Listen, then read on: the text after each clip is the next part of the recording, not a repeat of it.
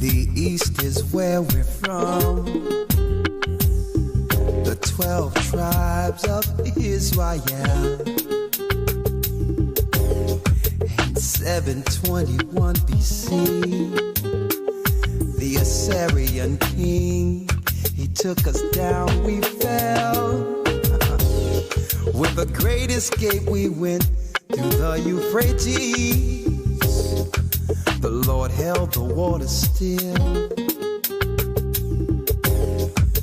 To a land where no mankind dwelt, we went. The 12 tribes of Israel. That's who we be, Manasseh, the Cubans, Ephraim from Puerto Rico, and Valley from the Isles of Hawaii. The Lord is calling back Israel. Zebulon from Panama, Gad, the North American Indians, Simeon, the Dominicans. AHAYAH's gathering Israel. The Arabs and Africans told us. Together our wives and children sold us. In the belly of these great ships we traveled in fear. By the rivers of Babylon we found our brothers here. AHAYAH gather us in Colombia. Reuben from Australia. Issachar, the Mexicans. AHAYAH's gathering Israel. The Negroes, Benjamin, the West Indians, Levi, the Haitians. AHAYAH's gathering Israel.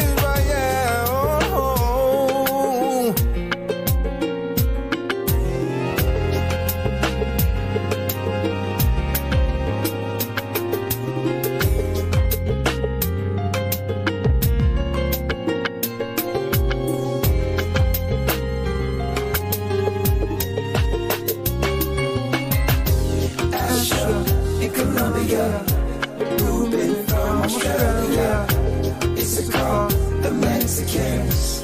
That's who we be, Judah, the Negroes, Benjamin, the West Indians, Levi, the Haitians. Manasseh, the Cubans, yeah, from Puerto Rico, and Valley from Hawaii. The Lord is calling back Israel. From Panama, Gad, the North American Indians, Simeon, the Dominicans. AHAYAH's gathering Israel. That's right, brothers and sisters. The Most High, AHAYAH, the God of the Hebrews. AHAYAH, Ashah, AHAYAH, Bahashim Yeshaya, Warawak. The Most High God, the God of Israel, is gathering Israel. Come on, we welcome you all into our weekly broadcast. Come on in, and please make sure you hit the like button as you come. This way, it'll drive the traffic to this particular broadcast. We're not going to keep you long at all. Wink, wink. Hopefully. This evening we have a very, very important lesson, and we will be opening up the lines around 8 p.m. Okay. Let's make sure all the technical stuff is working correctly before I dive in here. I'm Elder Ricard Shiar, for those who don't know, of the Gathering of Christ Church. Here, a servant of the Almighty and the believer of this Bible, teaching the truth, yes, that the Most High is calling back Israel. Now, let me see. Elder Lawyer, you there, right? You good? Yes, sir. Shalom, shalom. Shalom. Okay, your volume is nice. Say something again, Elder Lawyer. Just make sure everything is good. All right. Shalom, shalom.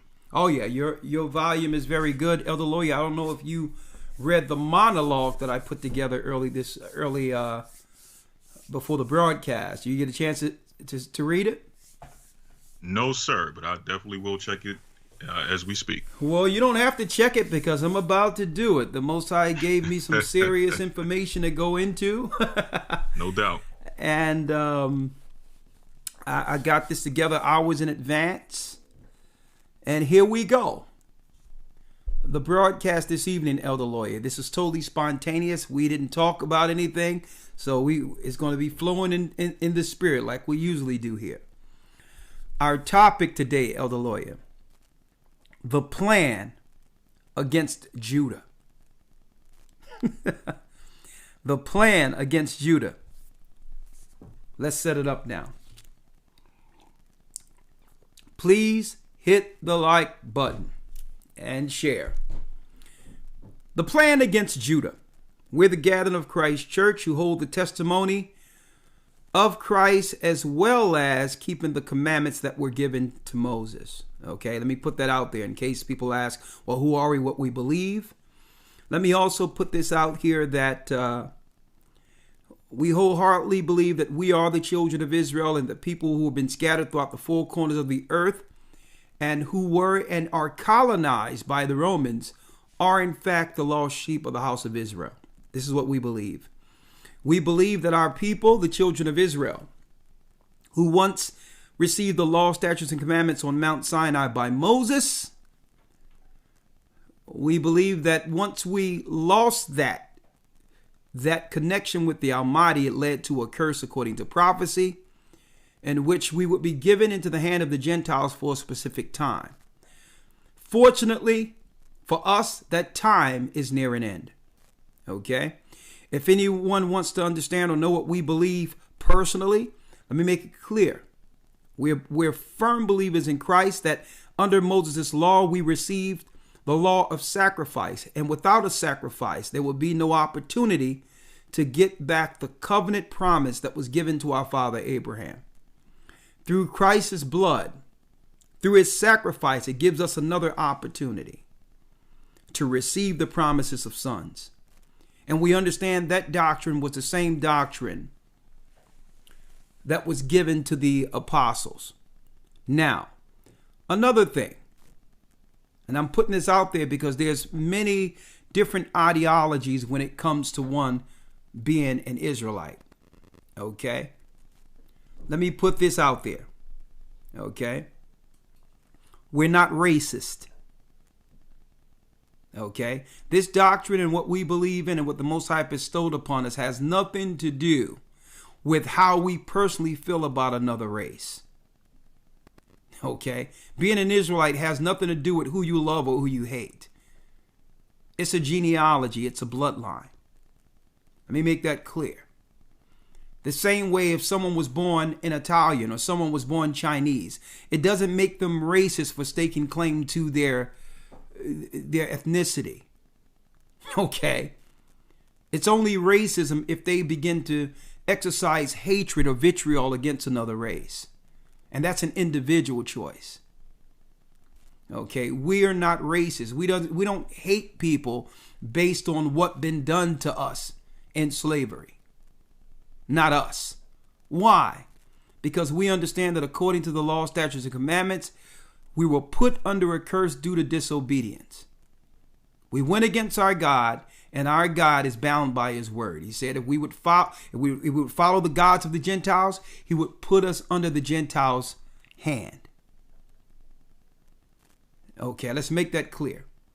So this has nothing to do with a white man personally or a Chinese man personally. I need to set that forth as I go into this doctrine. This monologue, the plan against Judah. We found our way into this spiritually, and we're finding our way out of this spiritually. All right. Now, let's go. I'm glad you all hit the like button. I really appreciate it. Let's go. I'm going to set the monologue, Elder Lawyer, and then I'm going to let you in. You can tell me what you think. And then we're going to dive into a little back and forth and get to some solutions this evening. Get to some solutions. Now, I know the phone number is there. 515-6059-327. But keep in mind, you will not be able to actually... I'm not going to deal with the phone calls till about 8 p.m. So even if you come in and wait, you'll be waiting there a while. I'm not going to open up the calls until 8 p.m. All right? And like I do each week, I'm going to follow up from where we left off. This last Sunday, we went into who is Edom, breaking down the nemesis in the Bible, the antagonist against the children of Israel. We identified them, and on top of that, Edomites came in with their own testimony, because we had video concerning it, where they were able to break down Amalek and show that they were from the lost seeds of Edom. Not the lost seeds, but the tribes of Edom through Amalek. And these are the so-called quote-unquote Europeans, the European hierarchy that are controlling things right now. Also, we'll be going into this Sunday, what really happened in slavery. Now, I need to go there this Sunday because most people believe in America, especially our people, so detached from our background and culture. A lot of us believe that all white people had black people in slavery, when there's really a distinct group that was behind the plantations and used white Christians as their lackeys. Okay? And because of privilege, some white people stepped in that position more so as a taskmaster, in a taskmaster position, taking all the blame for the real controllers, unbeknownst to them. So I'm going to be going into that to show all the structure of slavery. And brothers and sisters, when you realize what we're about to break down in this academy, what really happened in slavery, everything we were taught in America, in the Western worlds about slavery was a lie. Everything. You have to throw out Roots, throw out Amistad, throw out, these are the controllers' narratives to keep us boxed in and not realize what this thing is really about. Everything they taught us about slavery through media was a lie. Everything. Throw it out. If you learned it in school, Black History Month is a joke. That's another thing. Let me put it out there. I can't stand Black History Month. Okay? First of all, it's patronizing.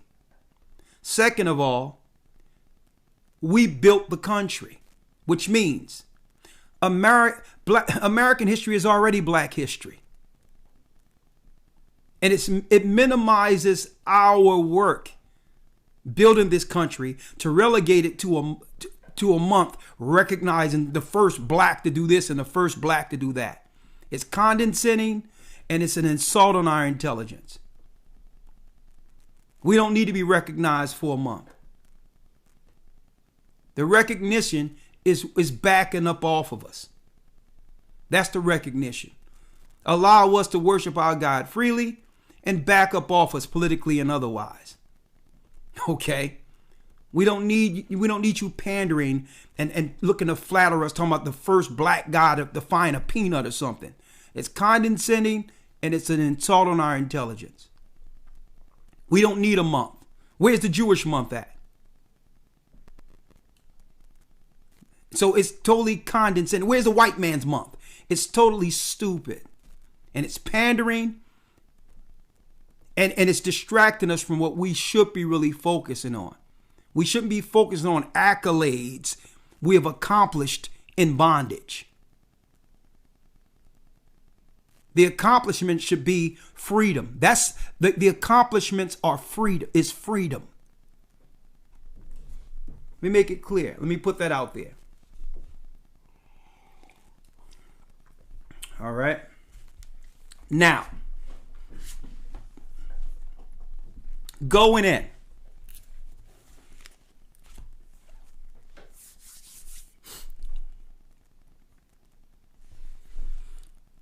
The plan against Judah. Here we go, Elder Lawyer. I'm going in now. The enemy has a saying that he keep his friends close and they keep their enemies even closer. Well, The Amalek Roman plan against the children of Israel, starting with our people Judah, is in full gear. They have tried mass incarceration, flooded our neighborhoods with drugs and guns, incentivized the women against our men and the man against the woman.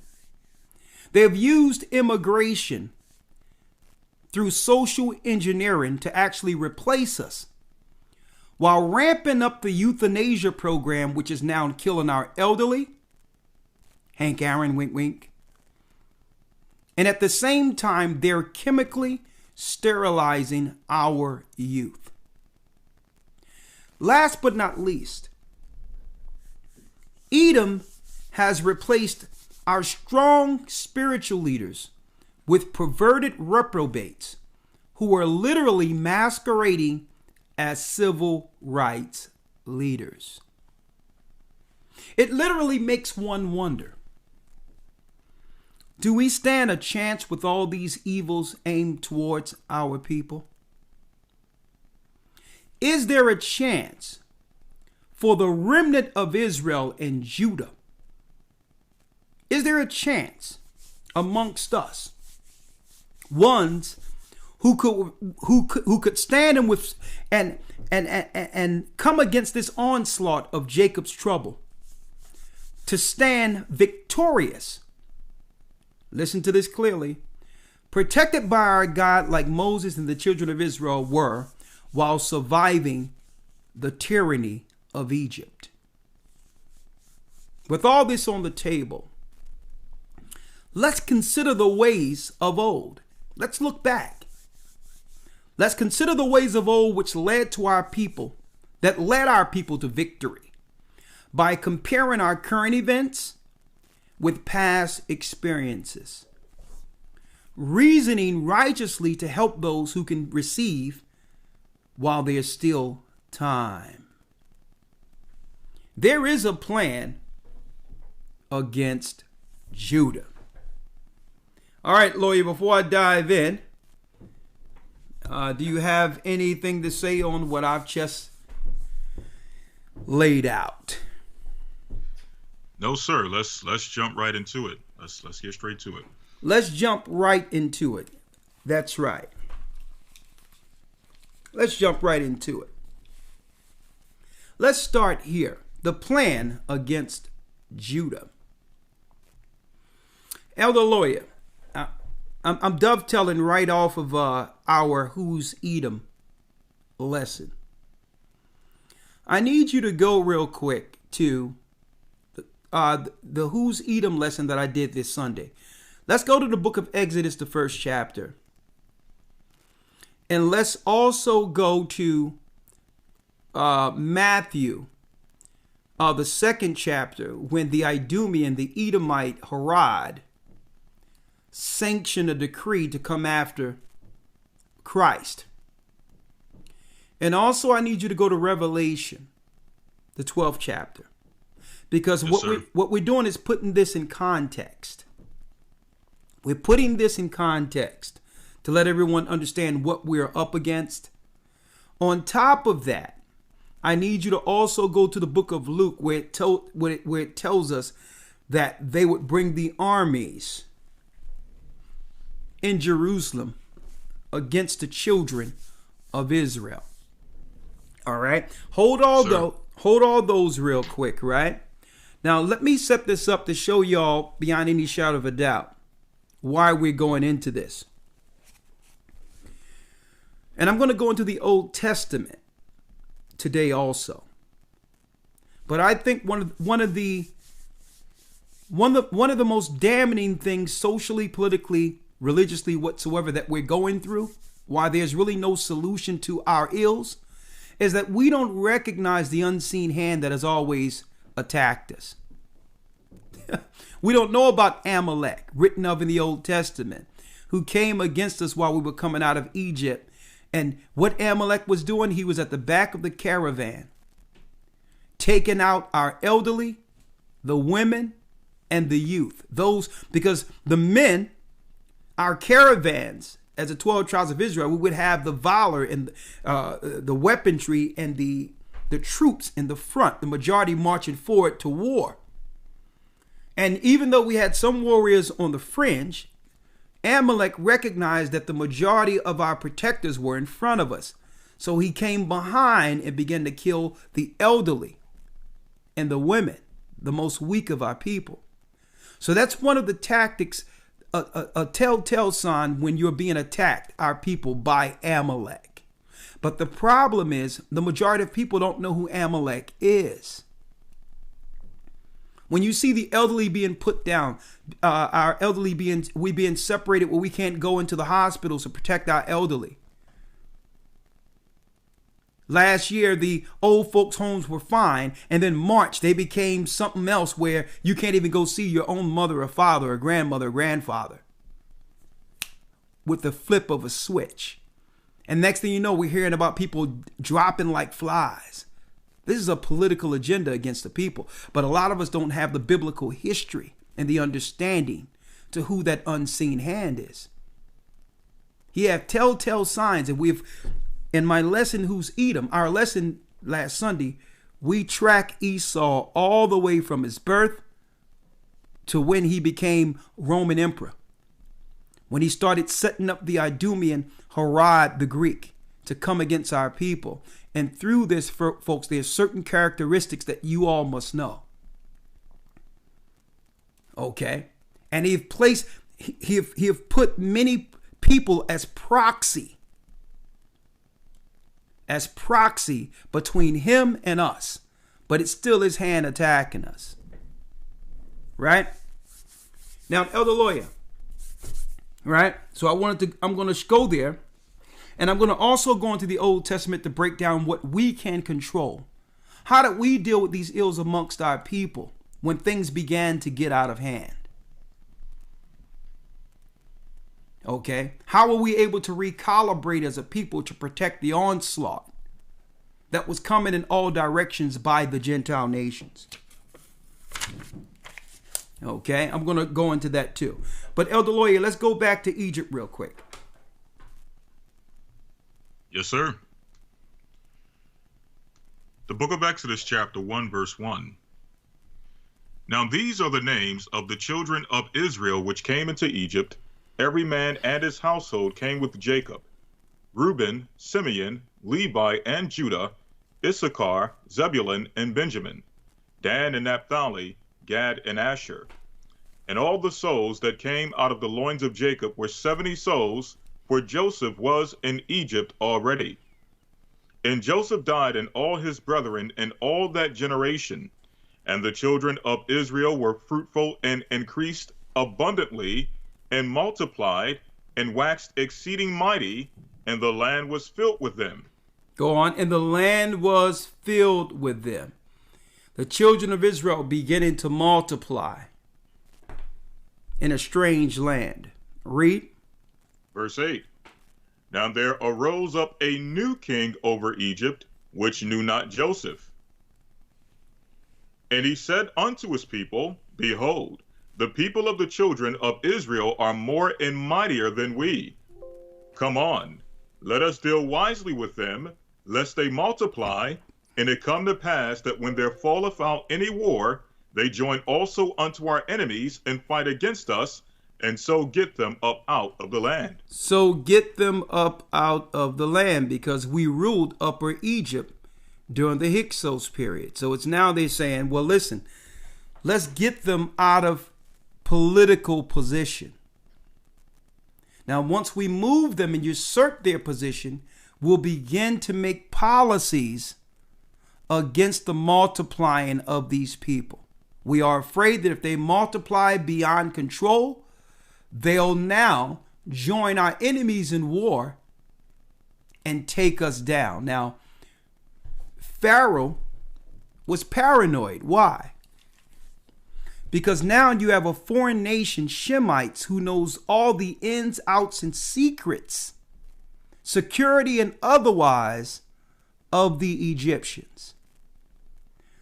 So that Pharaoh got paranoid and said, well, listen, these guys know all our inner workings, but they're serving another God. if we don't control these people, they're going to use the secrets they've learned amongst us against us by joining in war against another nation. So the king got paranoid and began to say, what? Let's get them out of political office. Let's get them out of a position of influence. So once they got us out of those political positions, they planned their depopulation. Let's go. Yes, sir. What was the depopulation? Yes, sir. Verse number 11. Therefore they did set over them taskmasters to afflict them with their burdens. And they built for Pharaoh treasure cities, Pithom and Ramesses. But the more they afflicted them, the more they multiplied and grew, and they were grieved because of the children of Israel. So even though we were being oppressed and afflicted through policy by the Egyptians, the Most High still blessed his nation to continue to do what? Multiply. Make good with whatever blessings the Most High have given us, even under tyranny. To find a space of happiness, to still love our nation enough to continue to have children. We adapted. Being oppressed under Egypt, the Egyptians try to bribe us. They try to do certain things. They try to take things away. But still, brothers and sisters, no matter what political tactic they used, we survived it. And it was all to make us acquiesce and be more dependent on the Egyptian government than the God of our fathers. Okay, so they tried all types of political tactics to make us subservient, to make us dependent on the Egyptian structure. Same as today. So let's see what tactic they use, their final tactic, when we continue to multiply. Verse number 13. And the Egyptians made the children of Israel to serve with rigor, and they made their lives bitter with hard bondage, in mortar and in brick, and in all manner of service in the field. All their service wherein they made them serve was with rigor. Come on. And the king of Egypt spake to the Hebrew midwives, of the which the name of one was Shiphrah, and the name of the other Puah. Verse 16. And he said, when ye do the office of a midwife to the Hebrew women, and see them upon the stools, if it be a son, then ye shall kill him. But if it be a daughter, then she shall live. But so now they plan to do what? Target the male child. To kill off the male child who was prophesied to bring forth. Who? The children of the kingdom. A threat to the Gentile nations we were. The first thing they did was set up a system in which the nurses who have access to the children would break the male child's neck upon birth. So they had to target through a healthcare system and incentivize the nurses to do what? Kill the males. Sound familiar? Let's go to Christ now.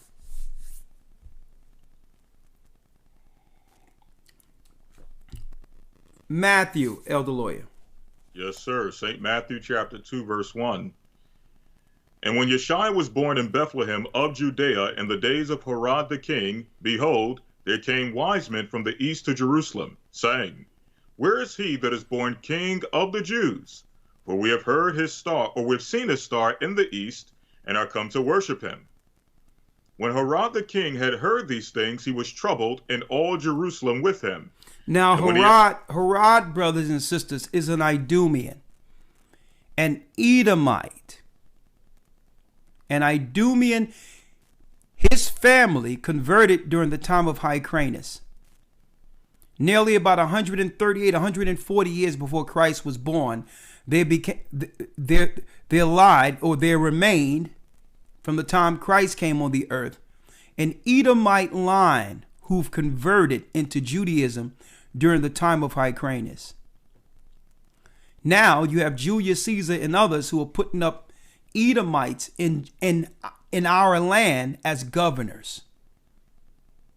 Political usurpers who would be there to kill, that's right, that child who was prophesied to be a sacrifice and bring again the children of Israel to our original promise. So they set up Antipater initially. Then Antipater had sons, the Herodian line, down to Herod the Greek. Herod, the governor of Judea, an Edomite now, in position to kill the promised child. See, a lot of you have to understand how these things work out politically. Don't let your pastor tell you that there's a separation between church and state. You shouldn't talk about politics and mix that with the Bible. Everything I'm talking about right now in the Bible was political. Everything. Pharaoh feared us multiplying and growing stronger than the Egyptians. That was political. Julius Caesar put in Antipater, and these were straight converts. And at that time, once they converted, they were called Jews. Not through bloodline, but through conversion. Antipater ended up having sons. Then you had the Herodian line who led to Herod the Great, Amalek being in position to kill the baby. That was all politics. See? And what people were they targeting the whole time? Our people. The people of promise. Come on, Elder Lawyer. Yes, sir. St. Matthew chapter 2, verse 4. And when he had gathered all the chief priests and scribes and the people together, he demanded of them where Christ should be born. And they said unto him, In Bethlehem of Judea, for thus it is written by the prophet, And thou, Bethlehem, in the land of Judah, art not the least among the princes of Judah, for out of thee shall come a governor that shall rule my people Israel. Look at that. See? So the Edomites, the Roman Empire, were threatened by this child. This is our last stand as a people in Jerusalem, in Judea.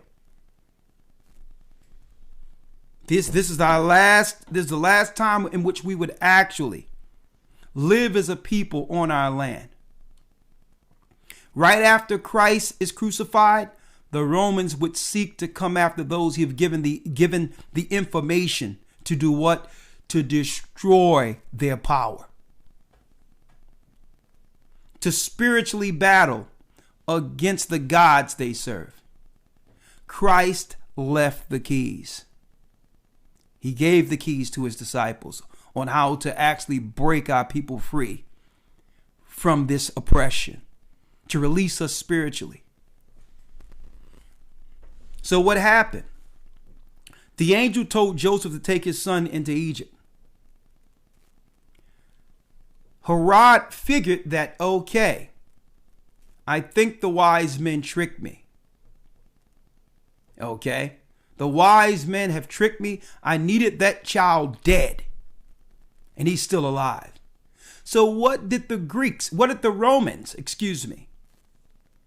led by Herod the Greek, what did he decree against our family? Let's read it. Yes, sir. St. Matthew chapter 2, verse 16.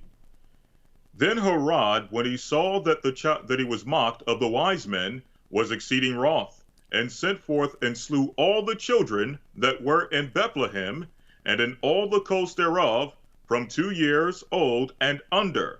Look at that. Look at that. Read it again, Elder Lawyer. Then Herod, when he saw that he was mocked of the wise men, was exceeding wroth, and sent forth and slew all the children that were in Bethlehem, and in all the coast thereof, from 2 years old and under. From 2 years old and under, there was a decree by the through the Roman Empire,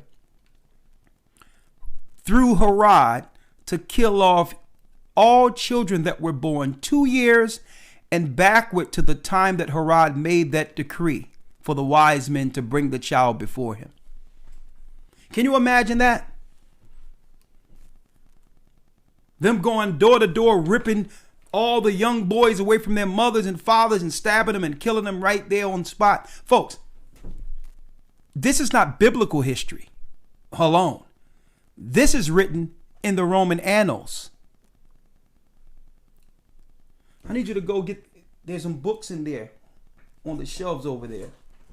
When you go inside, right before you get to the other room, the big room back there. This is written in the Roman annals of the decree to kill the threat to the Roman Empire. That was our people. This was before we ran into Africa in mass. So Christ said, listen, this is it. When he grew, he began to break everything down and bring back the promise that would come to our people, and started directing the disciples in a way in which if this doctrine is taught correctly, it would crush the serpent and all the ministers who worship him. Christ began to teach. That's right, folks. Let's get it. Now, I just want to show, brothers and sisters, just to show you. Here's an old set for you, for all of you to know here. What is this? What do I have before me? The history of the decline and fall of the Roman Empire. The history of the decline and fall of the Roman Empire. I have all volumes. Put it over there. So when people try to claim these are just religious stories about the Bible, this information I'm talking is written in the Roman annals, in records like that. Charting, that's right, our society, the Israelite society. They've been watching us since back then. Okay? So when they try to claim this is a religious thing, it's way deeper than that. Christ gave us the keys to be able to do what? Shine light on darkness and expose Amalek. Because the Bible tells us that the end will not come until that man of sin be revealed. We're not looking for an antichrist. The mystery of iniquity was already working during the time of Christ and Paul. It's just time that now the seals have been broken to reveal them. Okay? So because they use the same agendas over and over again. Why? They don't need to change anything. It works every time because we allow it to work. Why? Because we cannot identify the unseen enemy. Because the majority of us don't really believe in this book like we claim we do. It's the keys to freedom.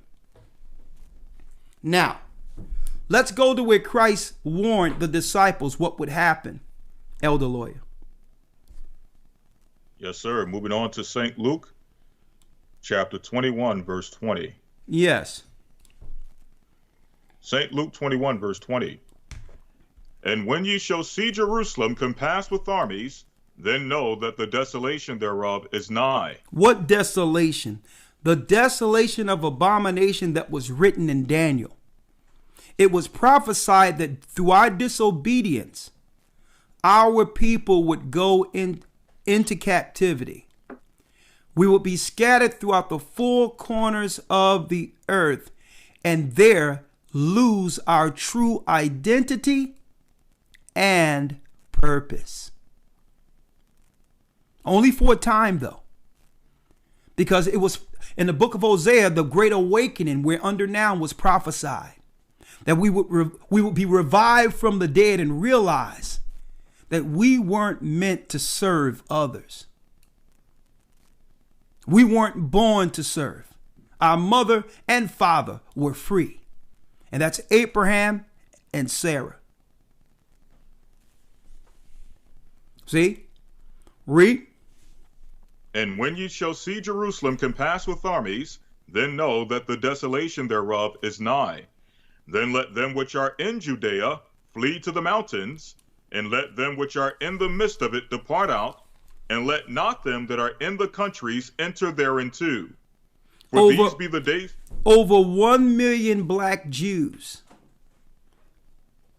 were sold into slavery subsequent to this. The majority of us ran into parts of Africa for refuge, the same areas where the disciples had churches established. This is how we began to set up tribal communities in Africa. Even in examining the language of Africa, these are broken dialects of Hebrew. Broken dialects of Hebrew all throughout Africa. So it's deeper than just the Igbo tribe to make you believe there's just one little segment of Africa who are Jews. The whole Africa. I'm talking about 80 to 90% of those that have inhabited Africa are from the original Hebrews. And the mistake our people make here in America, they try to hustle Africa to the ignorant, not realizing how we got there. But I'm glad through the Spirit of the Almighty, that thing is fizzling out. Africanism, dashikis, ankhs, all that stuff isn't going to give you the information you need to fight against this unseen hand. Finish reading, Elder Lawyer. Verse number 22. For these be the days of vengeance, that all things which are written may be fulfilled. But woe unto them that are with child, and to them that give suck in those days. It says, woe to them that are with child and give suck in those days. Why? Because even back then, their programs are aimed towards destroying our children, chemically and otherwise. There's nothing new under the sun. They're using the same agendas as ancient Egypt. That's why they use the pyramid as their emblem for the one world order. On their dollar bill, you see the Great Pyramid there. They're using the same agendas of ancient Egypt, ancient Babylon. The same science, the same psychology, the same sorcery. See? And even till this day, what's going on? You got it. You can't go to the hospital and have a baby without fighting tooth and nail to protect that child from something being injected in that child. Woe to them that give suck in that day. Having a baby is supposed to be a blessing. And Christ told us, listen, it's going to be a curse. It's going to be hard to have children in captivity. Read. Verse number 23. But woe unto them that are with child in those days, or with child, and to them that give suck in those days. For there shall be great distress in the land, and wrath upon this people. And wrath upon this people. And guess what? We've been going through hell ever since. They crucified Christ. 1 year Rome crucified so many of our people, hanging us on trees, that one specific area ran out of trees. They've always crucified us and hung us from trees as a curse. And after they could no longer come after Christ, once the word and the keys were out there on how to destroy their God and their worships, they began to come after the disciples. Why? Because the Romans were known for controlling people through their potions. making you sick so you're dependent on their antidotes as a form of control. But the disciples had the power to heal. When you free people from sickness, they're no longer dependent on this world's antidotes. So they needed to go after, because the disciples, brothers and sisters, had the keys, spiritually and physically, to free our people. Romans were known for putting snakes in people's place, using deadly spiders, doing all these things only to have the antidote to politically put people under subjection. They've always used poisons to keep us subservient. Use sickness as a weapon to keep us under their political control. And the reason why those books in particular are important, the decline of Rome, why you think Esau documented the fall of Rome? So he could know so he'll know what to do when the patterns began to resurface again on how we began to resist the power. And here we are. Come on. Verse number 24. And they shall fall by the edge of the sword, and shall be led away captive into all nations. Hold up. Chapter and verse, Elder Lawyer. St. Luke chapter 21, verse number 24. Read that again. And they shall fall by the edge of the sword, and shall be led away captive into all nations. Into all nations. Read. And Jerusalem shall be trodden down of the Gentiles until the time. And Jerusalem will be trodden down by who? Of the Gentiles. By who? Of the Gentiles. So that means Jerusalem would be lost. The true people of Jerusalem would lose the land and what? Be trodden down of the Gentiles until the time of the Gentiles be fulfilled. Until the time of the Gentiles be fulfilled. So understand, until Christ returned to restore order, that land will be overrun and controlled by Gentiles. So where's the Israelites at? Well, it was prophesied the Israelites would be what? Led away captive into all nations until the times of the Gentiles be fulfilled. So all of the nations would conspire together against us while we're living generationally in that vulnerable state as a people, not realizing we're the people. Revelation 12, let's go.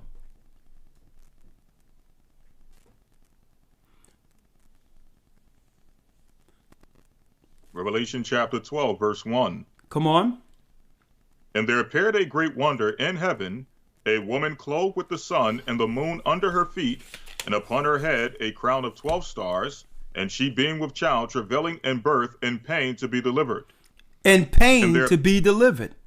The 12 stars represents the 12 tribes of Israel, like a woman in travail, in pain, going through pain to be delivered.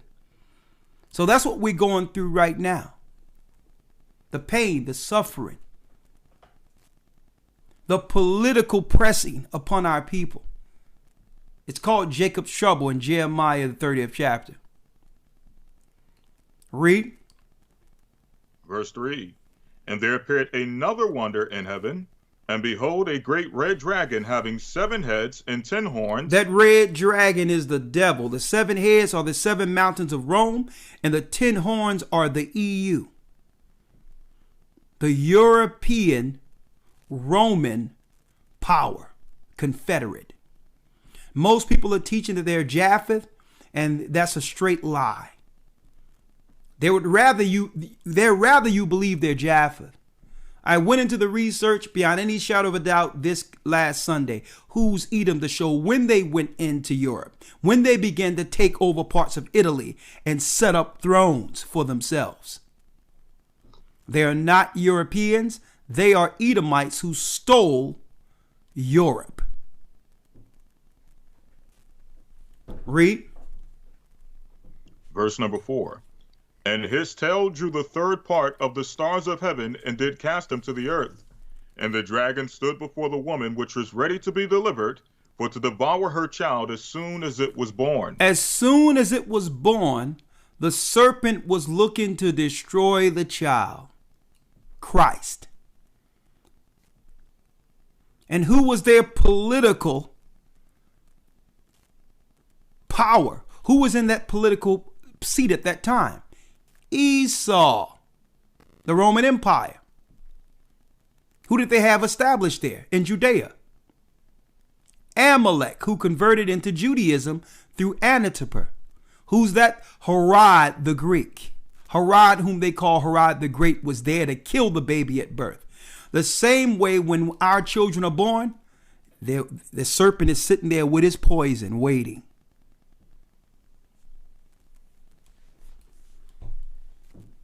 Read.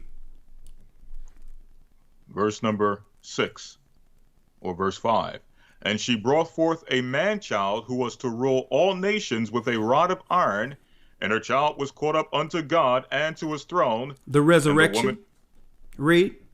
And the woman fled into the wilderness, where she hath a place prepared of God, that they should feed her there 1,260 days. And there was war in heaven. Michael and his angels fought against the dragon, and the dragon fought and his angels, and prevailed not, neither was their place found any more in heaven.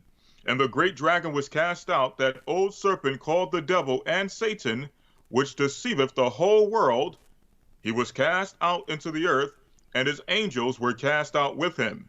Come on.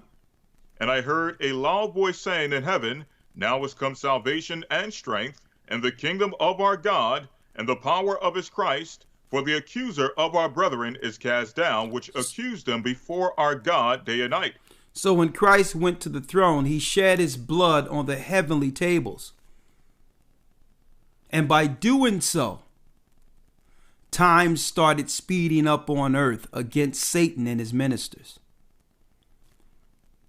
And it was prophesied in 2 days he would revive us and we would live in his sight. That the Most High would begin to bring back the remembrance of our forefathers. That we are the children of God, the children of promise. We were free people. We were meant to be free. And it's our sins that have us bound. And if we break the sin and stop sinning like our forefathers did, we receive, that's right, the promise of sons. Only then can we begin to clean up ourselves and start over righteously, protected under the wings of the Almighty. Listen to what I'm showing you here. So Christ made that hedge for those who believe, but it comes with confessing your sin and being an enemy of sin. This is what it's all about. So a lot of people get frustrated when you hear Israelites and others saying, keep the law, stop sinning, because what? That's the greatest tool the Gentiles uses to keep us under subjection. If we sin by default, we become servants of the Chinese, Japanese, white man, other people, because it was sin that led to our bondage. Listen to what I'm showing you here. When we're free from sin, that frees us to become again the children of the Almighty, the children of promise, where the Gentiles have no power. The only power they've received is what we relegated to them. You see them all in power and glory? We gave that to them through our disobedience. This is why they fear the awakening. Listen to what I'm showing you here. Finish reading of the lawyer. Yes, sir. Revelation chapter 12, verse 10. And I heard a loud voice saying in heaven, Now is come salvation and strength, and the kingdom of our God, and the power of his Christ. For the accuser of our brethren is cast down, which accused them before our God day and night. And they overcame him by the blood of the Lamb and by the word of their testimony, and they loved not their lives unto the death. Therefore rejoice, ye heavens, and ye that dwell in them. Woe to the inhabitants of the earth and of the sea, for the devil is come down unto you, having great wrath, because he knoweth that he have but a short time. Because he know that he have a short time. Let me make it clear for all you brothers and sisters that are coming in today for this broadcast. Usually we let people just loose a little bit and have your liberty to be able to, have your little discussions on this chat. But if you use profanity or do any level of disrespect while this broadcast is going, we're going to time you out. We don't want to ban anyone, but we will time you out over and over again. You'll wish you were banned. So please, this is an important message this evening. Respect the space. Okay? Respect the space is all I'm asking you to do, okay? All right. Lawyer.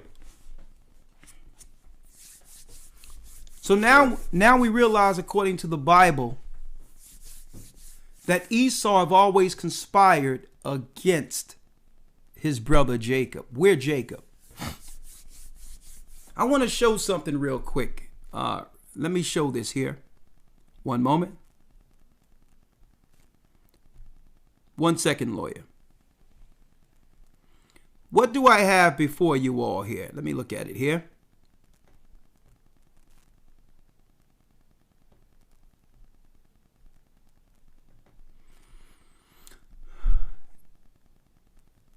Look at this. Regular mainstream news.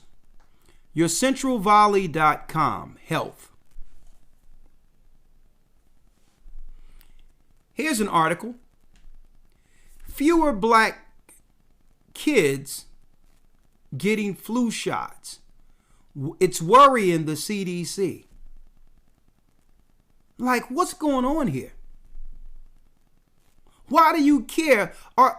Why do you care what demographic of people, since we're all free people to make a choice?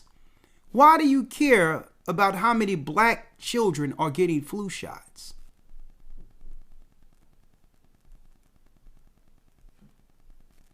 New York.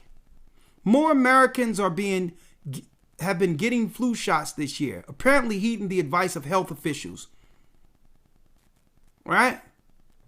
Now, I'm not going to go into the whole thing, but what is this inundation and pressure they're putting on our people and charting how many black people actually get shots? What is this? I'm still waiting for the article. Not enough white people or Chinese people or Tibetans or whoever are getting shots. And this is why I went to the Bible first, brothers and sisters, so you can recognize when a political assault.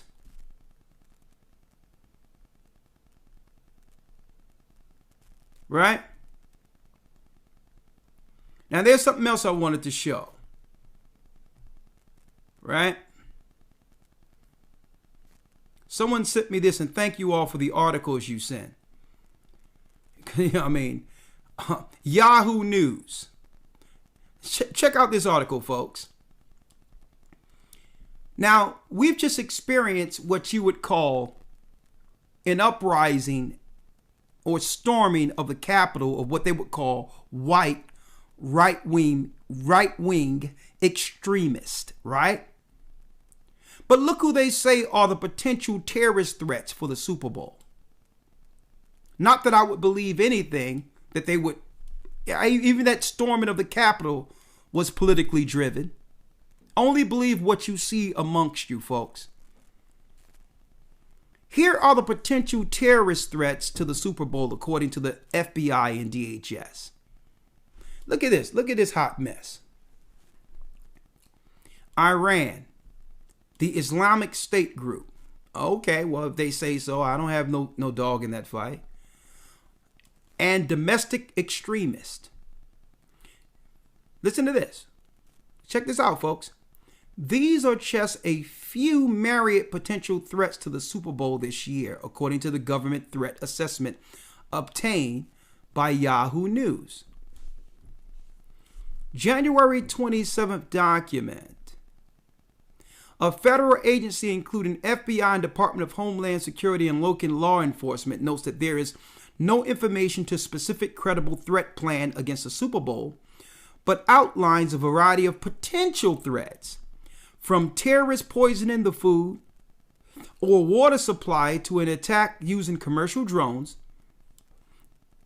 Also states the FBI and the DHS remain concerned about potentially retaliatory attacks by Iran. Now, I need y'all to check this out because I was doing some research on some of this. And folks, don't y'all know that on some of these stories they have out there, that they're saying that there's black extremist groups that's a threat to the Super Bowl too? I need to find that particular article. Hold on one second. Let me see if I can find it. One moment.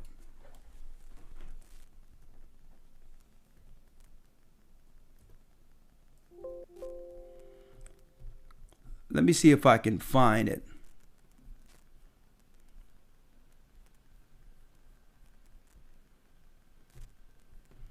One second. They call it black separatists.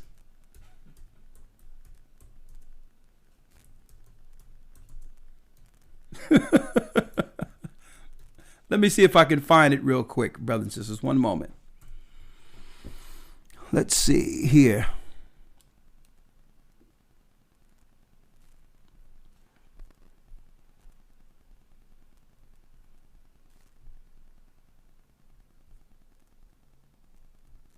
See if I can get it here. Bear with me, brothers and sisters. Let me see if I can find it.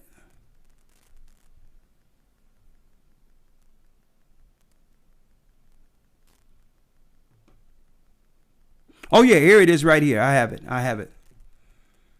it right here. Here it is there. Let me blow it up so you can see it. This is MSN News. MSN News, right? Here are the potential terrorist threats to the Super Bowl. Look what they have down here. Former FBI agent Mike German, who received a copy of the Super Bowl threat assessment provided by Yahoo News, criticized the document of referencing black separatism. I'm going to show you how deep this is, folks. That article that I pulled up from Yahoo, when I pulled it up earlier, it said black separatism. That's why I had the article up. And they changed it between today and this article right here. See how they keep trying to throw us in as if some black people are looking to overthrow and do something against the government? Folks, our people ain't planning no stuff against anyone.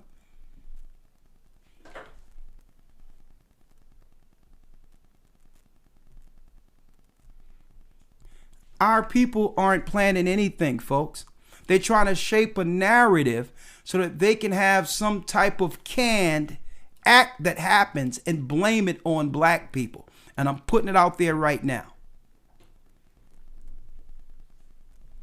There is no black separatists and all that, some group trying to get with other black people against government.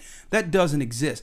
I mean, like I said in the academy the other week, you'll be hard pressed to find black people that can give you all the ingredients in the hood to pancake mix, let alone mixing up some bombs to do something.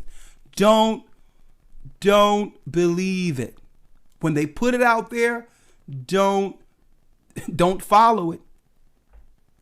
They're looking to turn this white extremist thing. They usually start with white people, only to put something on the books politically that they'll use after they now switch the narrative from white supremacist to black separatist.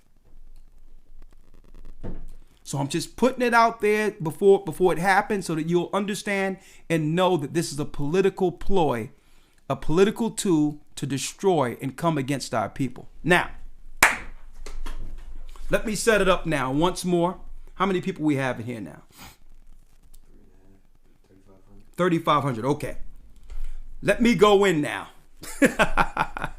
All right. Again, the plan against Judah. I'm going to say it one more time. The enemy has a saying to keep their friends close and their enemies even closer. Well, the Amalek Roman plan against the children of Israel, starting with our people Judah, is in full gear. They have tried mass incarceration, flooded our neighborhoods with drugs and guns, incentivized the women against men against women, and used immigration through social engineering to replace us, while ramping up the euthanasia program, which is now killing our elderly and at the same time chemically sterilizing our youth, more so aimed towards women, the sterilization program. Last but not least, Edom has replaced our strong spiritual leaders with perverted reprobates who are literally masquerading as civil rights leaders, putting these black people that have nothing to do with our community as leaders over these so-called canned, controlled liberal groups that are politicized through the Democrat Party. Those are not our leaders. Now, Edom replaced our strong spiritual leaders with perverted reprobates who are literally masquerading as civil rights leaders. It literally makes one wonder, do we stand a chance with all these evils aimed towards us and our people? Is there a chance for the remnant of Israel and Judah who could withstand this onslaught of Jacob's trouble to stand victorious, protected by our God like Moses and the children of Israel were while our forefathers surviving the tyranny of Egypt? Let's consider the ways of old which led our people to victory by comparing our current events with past experiences, reasoning righteously to help those who can receive while there's still time. Now, one of the biggest issues we have with our people, folks, is what did we lose in captivity? We lost our kingship and we lost our priesthood. Those were the two components that were over the children of Israel that have always protected the weak, protected our society from the outside, what you would call the existential threat, the outside threat. What protected us? You got it. The kingship and the priesthood. Now, I want to go back and show its importance and why we need to get back there. And there's only one way to be under that order. That order is the order of Melchizedek, where you have a kingship and a priesthood. Now, here's the value of that kingship and priesthood. And I'm going to make an example, show you an example, folks, using the Gentiles as an example, something that we can all relate to. And Elder Lawyer, you can jump in at any time. Yes, sir. Some of our favorite movies growing up were what? What's the movie The Godfather? I need y'all to check out The Godfather, right?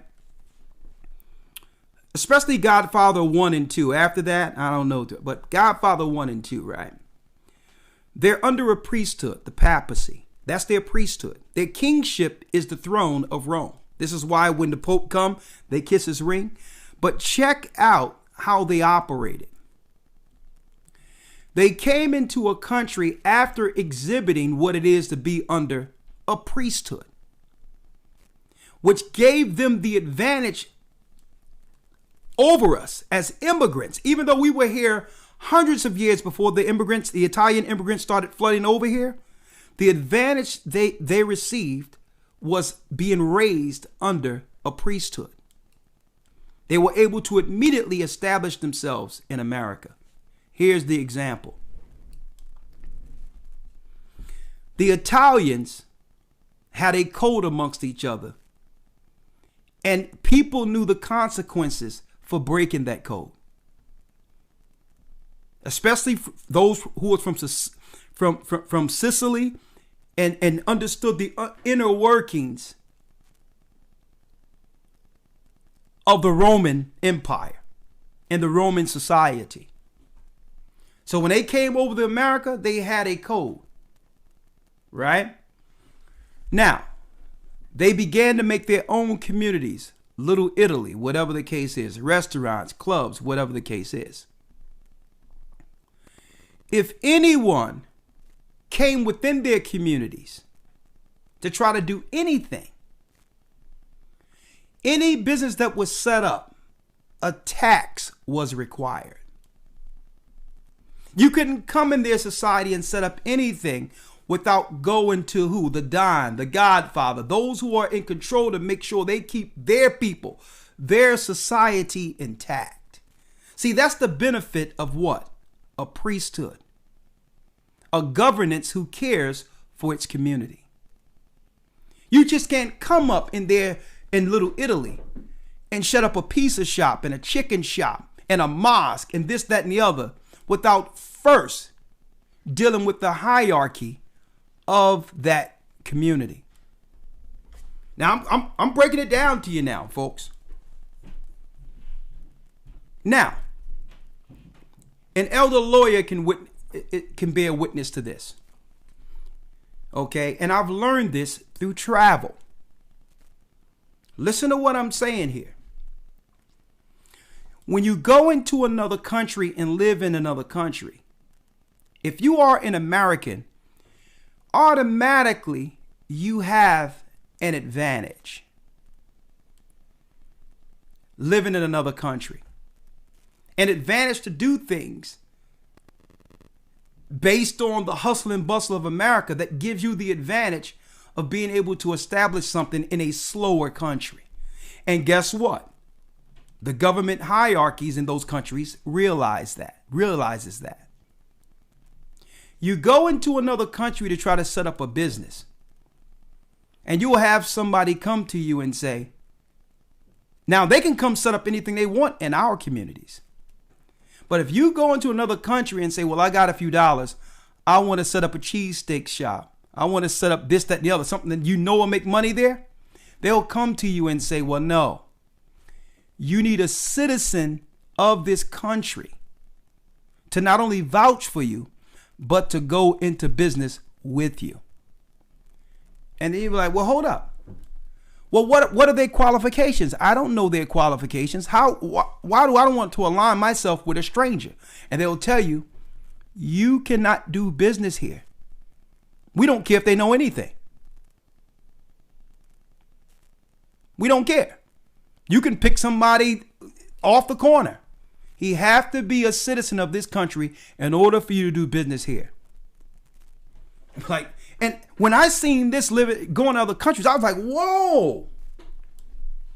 I thought if you have the money, you can just do business.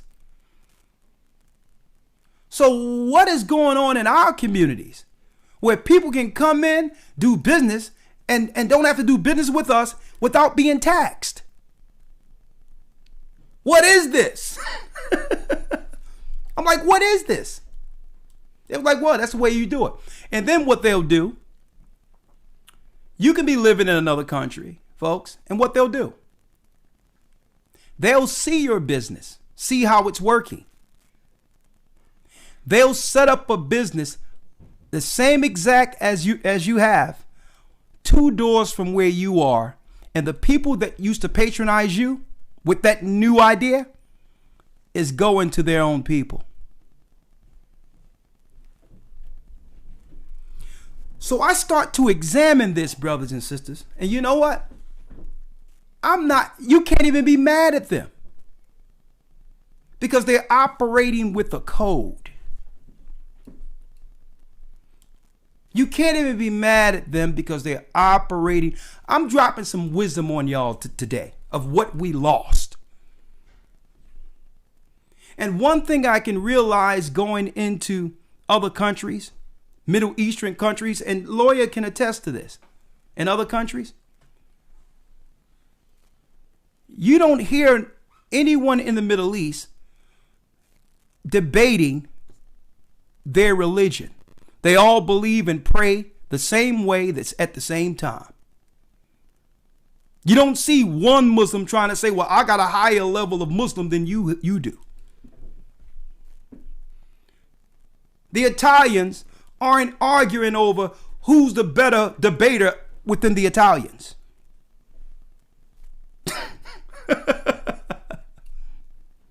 They're unified, even though it's under false gods, they're unified under one spirit. Right?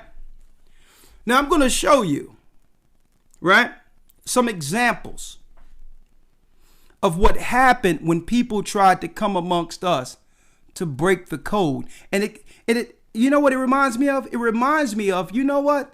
This is where the Gentiles learned some of this stuff from.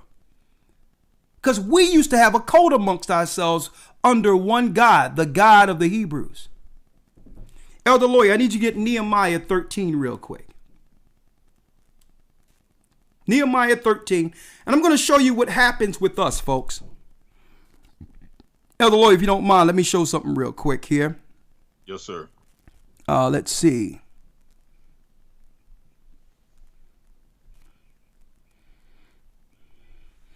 Let's see here. 1 second.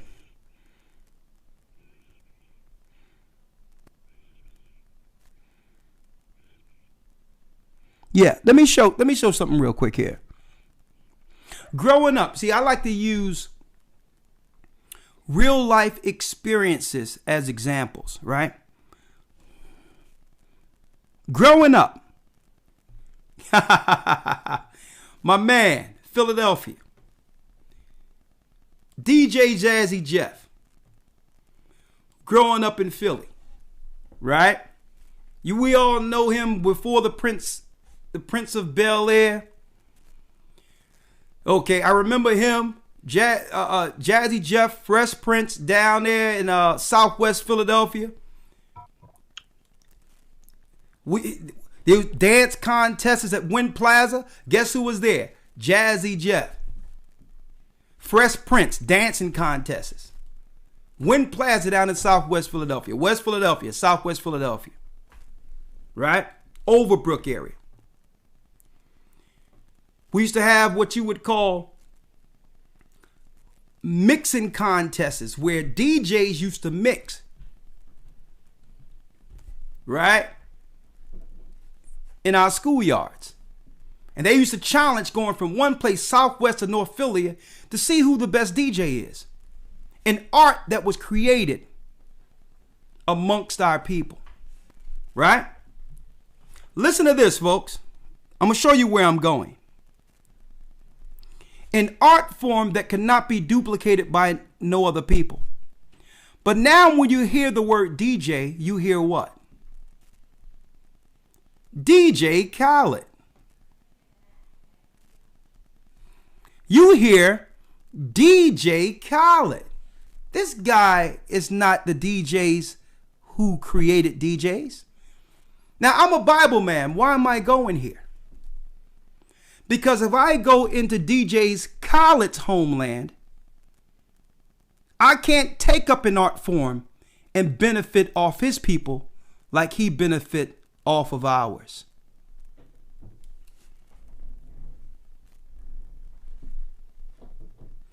I need y'all to check this out, folks. I need y'all to check this out. When did this guy replace our people? And how do we sit back and just allow this to continue to happen to us? There's no priesthood. And on top of no priesthood, folks, there's no kingship.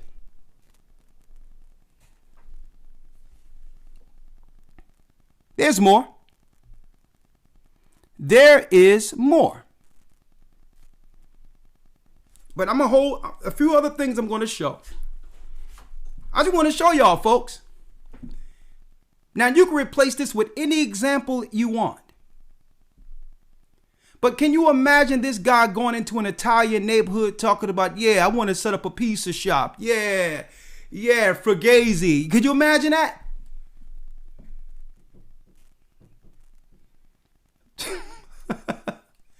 What's up? I'm going to show you what's up. Elder Lawyer. Yes, sir. Let's go to Nehemiah 13 and 19.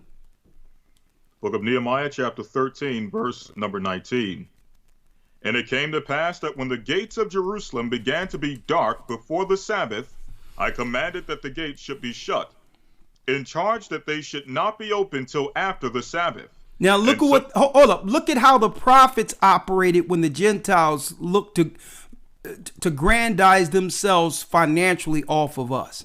This is when we had leaders as a people.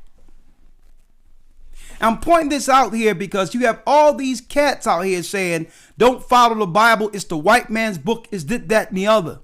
Not realizing the vast wisdom that can help our people unite in the book.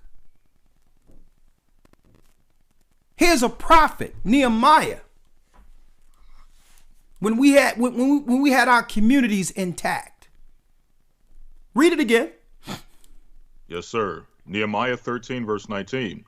And it came to pass when the gates of Jerusalem began to be dark before the Sabbath, I commanded that the gates should be shut, in charge that they should not be opened till after the Sabbath. And guess what? We had leaders to make sure that you cannot financially grandize yourself on us during our holy day. It was commanded that when Friday sundown kicked in, that all the gates are closed and Gentiles need to keep their merchandise and their stuff to themselves until after the Sabbath was done. We don't care what you're selling. We were all united because the Gentiles wanted to sell. Why?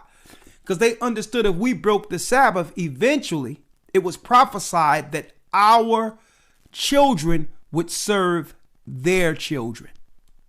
If we forget the Sabbath, then our God would eventually reject us, and now their children would grandize themselves over our children.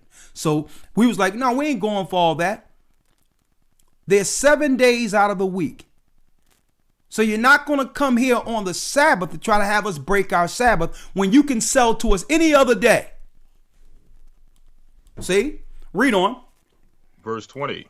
So the merchants and sellers of all kind of ware lodged without Jerusalem once or twice. Then I testified against them and said unto them, why lodge ye about the wall? Why are you hanging out amongst our people trying to financially benefit yourselves? Read. If you do so again, I will lay hands on you. This is what the prophet Nehemiah said. The next time you start pressing up on our people, getting us to break our law, you heathens don't have any laws. You have nothing to lose. So you come back on a regular day outside the day that you know our people have hallowed to our God. See? Nehemiah said, you keep on, so you wouldn't have Khalid, you wouldn't have Asian people saying bye, bye, bye. You wouldn't have none of this crap if the priesthood was intact. None of this crap would be in place. Like, listen, if you want to do business with us, you do business on our terms. And our terms are predicated off of our God. We worship together. We believe together. We do everything together. And you are not going to break that bond. Okay? If you're going to benefit, you're going to benefit. You're going to do business with me. and I set the terms because I'm bringing the money. And that's what our people don't realize. We're talking about reparations and everything else when all the money that we have circulating amongst ourselves. And if we implemented these laws, there would be no begging Esau or any other people for anything. Like, nah, you don't do business with Israel without a tax. That's the law. You don't come selling things to us on our day. We set the terms because we're holding the bag. You're going to respect our culture. You're not going to be a culture vulture. Either you do business on our terms or go back to your country and see how it fares. But that can't happen. Why? Because we are not united under one priesthood. We don't respect the priesthood that was given to us. Elder Lawyer. Yes, sir. I need you to go to Ezekiel 28 and 12.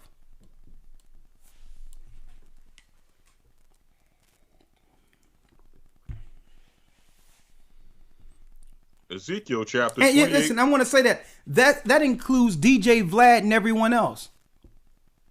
Something is seriously wrong with our people who big up all these people. Who have actually developed, serious wealth off of the back of what we created organically. And no one see anything wrong with this? There's no priesthood. There's no rallying together under what's right. And that's the problem. And you know what? That's why the enemy is planning what he's planning. Due to this same disorganization.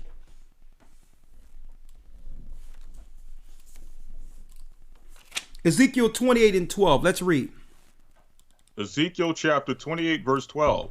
Son of man, take up a lamentation upon the king of Tyrus, and say unto him, Thus saith the Lord God, Thou sealest up the sum full of wisdom and perfect in beauty. No, that ain't the one I want. I want something else. One moment. Let me get it here. One moment. Go to Zechariah 12. Zechariah 12 and 7. Zechariah chapter 12 verse 7. Yes. The Lord also shall save the tents of Judah first, that the glory of the house of David and the glory of the inhabitants of Jerusalem do not magnify themselves against Judah. Read that again. Zechariah chapter 12 verse 7. The Lord also shall save the tents of Judah first. It says the Lord, the God of Israel, should do what? He shall save the tents of Judah first. Judah is the kingship. We lost the kingship under Jeconiah. Christ came through that bloodline of kings. We're those people. And at the very end, the Most High says that he would do what?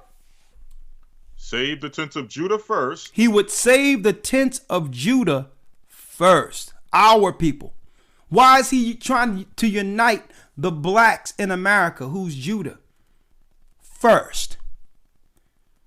Because, listen, read it. That the glory of the house of David and the glory of the inhabitants of Jerusalem do not magnify themselves against Judah. So that the other tribes who haven't lost all that what we've lost doesn't come together and magnify themselves against us. They're still family oriented. They still have traditional values. Their woman hasn't been separated from them. Their family's still intact, and they have ancient values that if we came together, by default, they would magnify themselves against Judah. So the Most High did what? He used Judah to wake up the tribes so that they could appreciate an order, a priesthood, a kingship, and not magnify themselves against it.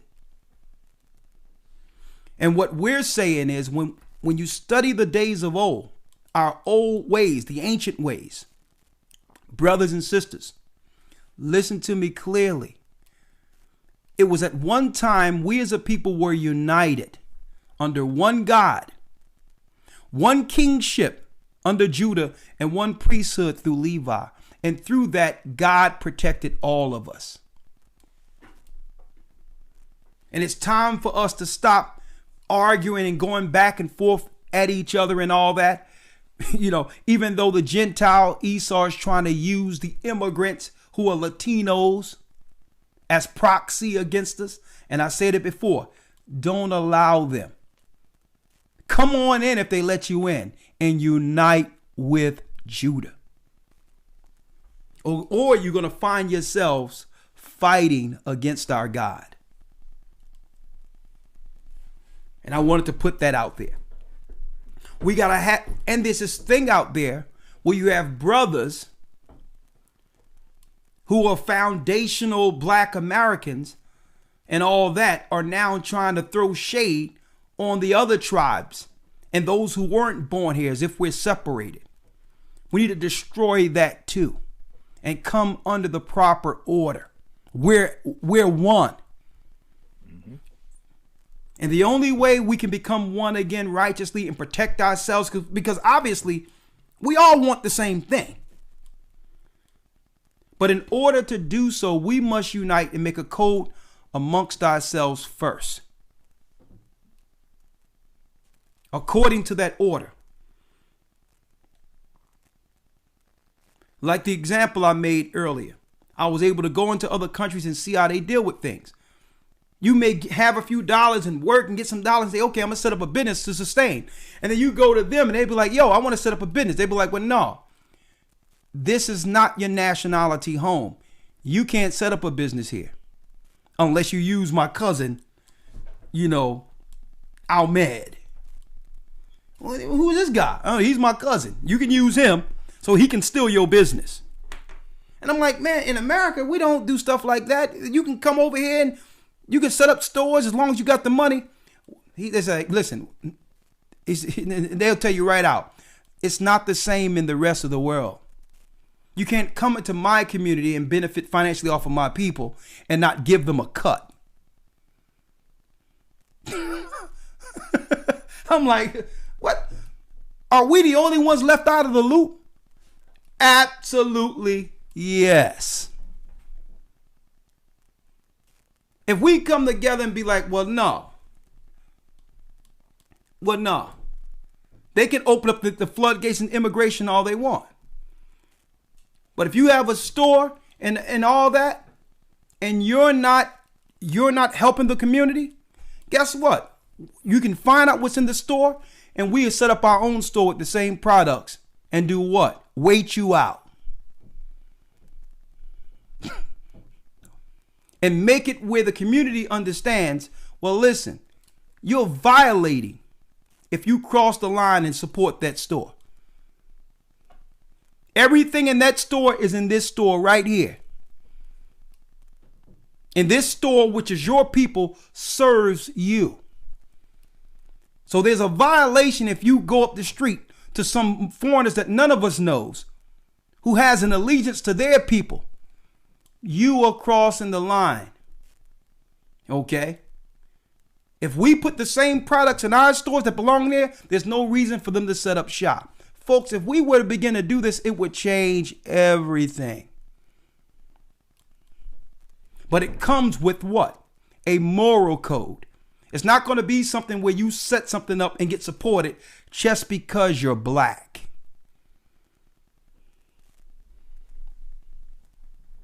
Okay? You also must be what? A useful asset to your people.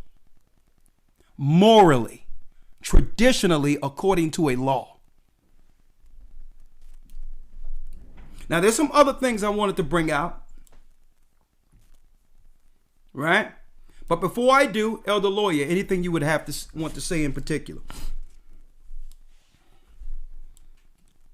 Yes, sir. Just dealing on the side of some of the things you were mentioning as far as the uniting of the tribes of Israel and making sure we're not getting caught up in any of the propaganda that may be out there that keeps us separated and keeps us divided. Okay? When I say keep us separated, keep us divided, speaking about all 12 tribes. Okay? We understand how they try to use our people against us or use us against each other politically, but we can't fall for the trick bag. The overall goal of the Most High, when you go to the book of Isaiah 11, I'm going to read this real quick. And then I want to read a few excerpts from a few different records, just showing that the idea of us uniting and actually having the gifts amongst us to build our own, right? Is not something that's foreign. It's something that we have done, and something that we have strived to fulfill in the past. Okay, but going to the book of Isaiah 11, verse number 13. In fact, I'll start at verse 12. And he shall set up an ensign for the nations, and shall assemble the outcast of Israel, and gather together the dispersed of Judah from the four corners of the earth. So the Most High's goal, the Most High's plan, is to unite all 12 tribes, the outcast of Israel and the dispersed of Judah. And when this happens, it says what? The envy also of Ephraim shall depart. So yes, there is division, there is separation. There are, differences amongst the tribes that must be resolved, and only can be resolved through the Bible, through the laws, and through Christ. And the adversaries of Judah shall be cut off. Ephraim shall not envy Judah, and Judah shall not vex Ephraim. And that's the spirit we're moving towards. We're not moving towards the spirit of falling for the political games that this system will play to keep us divided, but to link into the spirit of the Most High and keeping his commandments and following the gospel of Christ, which will in turn unite us. Exactly. Go on. Yes, sir. I want to read a few things. This is coming from Babylon at Timbuktu, page 90. Many of you are familiar with this excerpt, just showing that when our people come together in the right mindset, in the spirit of the Most High, there's nothing that we cannot do. On page 90, it says this: because of the stability of the Black Jewish culture, the Jews were not absorbed into the autochthonous population. In fact, the Jews absorbed some of the native tribes. The Jews made use of every opportunity. They were an industrious, not lazy like they like to promote us, but industrious and skillful people. In the Jewish Ghanaian states were found kings, princes, governors, generals, secretaries, treasurers, revenue agents, judges, architects, engineers, doctors, historians, language interpreters, mathematicians, jewelers, sculptors, masons, carpenters, painters of art, goldsmiths, leather workers, potters, armorers, saddlers, blacksmiths, agriculturalists, etc., which means the list goes on and on.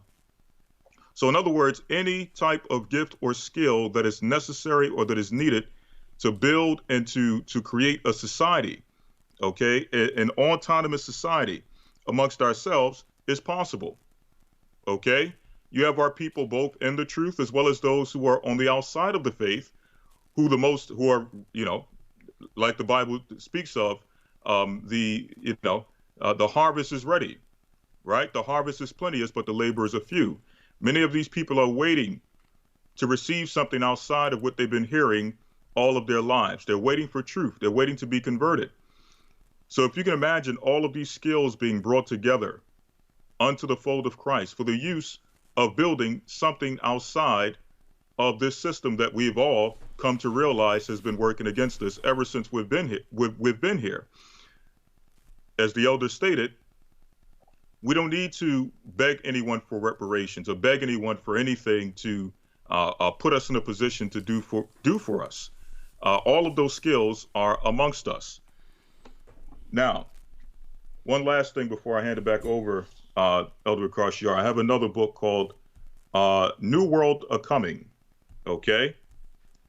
And this is by Roy Otley. And this is actually, I believe this book is from the 40s. And they have a chapter in this book dedicated solely to the Black Jews who were in existence in I believe this is specifically focusing on New York City, okay, Harlem to be exact, to show you that Israelites in America, black people, labor or cleaving to the identity of being Israelites in America is not a new phenomenon. This is something that's been going on for centuries.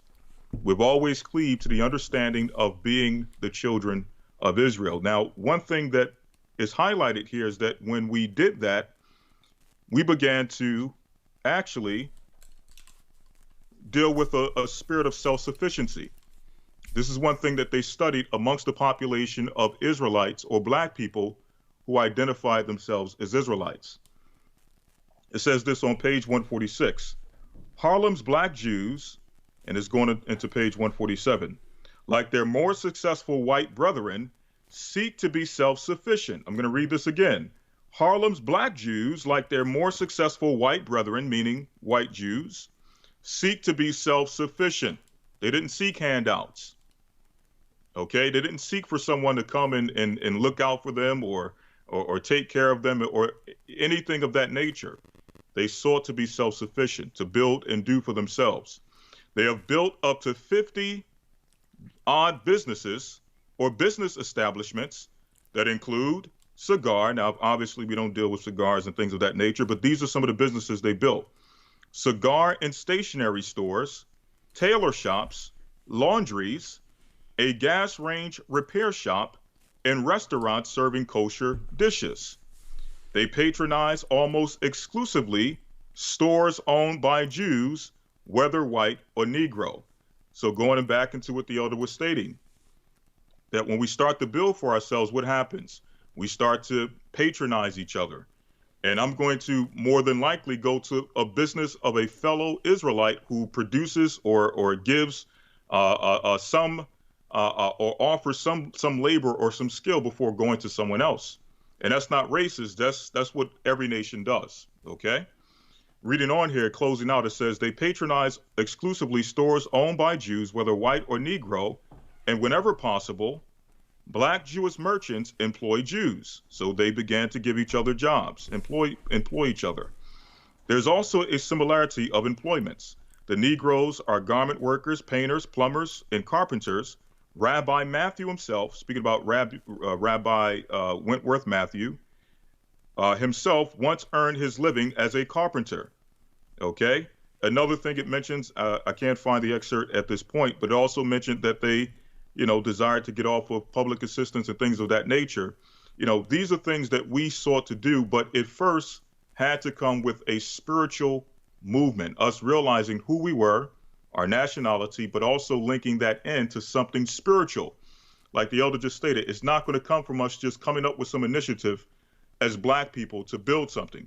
It has to be under some type of spiritual movement. And that movement can be found in the Bible. That's the only thing that's going to unite us, to bring us to the point where we can actually fulfill what we've been asking for, which is self-sufficiency. With that, I yield. And I'm glad you brought that up, Elder Lawyer, because I don't think brothers and sisters understand the void we leave for others to benefit by us not taking hold of the lessons learned, we should learn from this book. I don't think we leave this big chasm so that other nations can benefit. And then we sit back and say, y'all need to give us this and y'all need to give us that, not realizing that the kingdom is within us. It has always been within us. But we're wasting kingdom and others are benefiting. That's the whole thing. There's a lot of capital circulating amongst our people. And it's right there. But we're still waiting for someone to sign a bill to give us something when if we implemented these rules, folks, our people would be an economic juggernaut to be reckoned with. Understand what I'm saying here, folks. And I'm going to show you some examples of the void that's left in between us and how it doesn't matter what laws they pass or executive orders, how we can circumvent everything they're doing. Let me pull this up real quick, if I may, here, Elder Lawyer. Let me pull this up. Yes, sir. 1 second. Let me pull it up here. Here's an executive order. And I'm tired of keep on saying that they're doing all this stuff for other people. Why aren't they doing things for us? It's evident why they're not doing things for us. Okay? Mm-hmm. We're living in a capitalistic society. We're the people the other nations are capitalizing off of. If they were to give us what we're asking for, the system would break.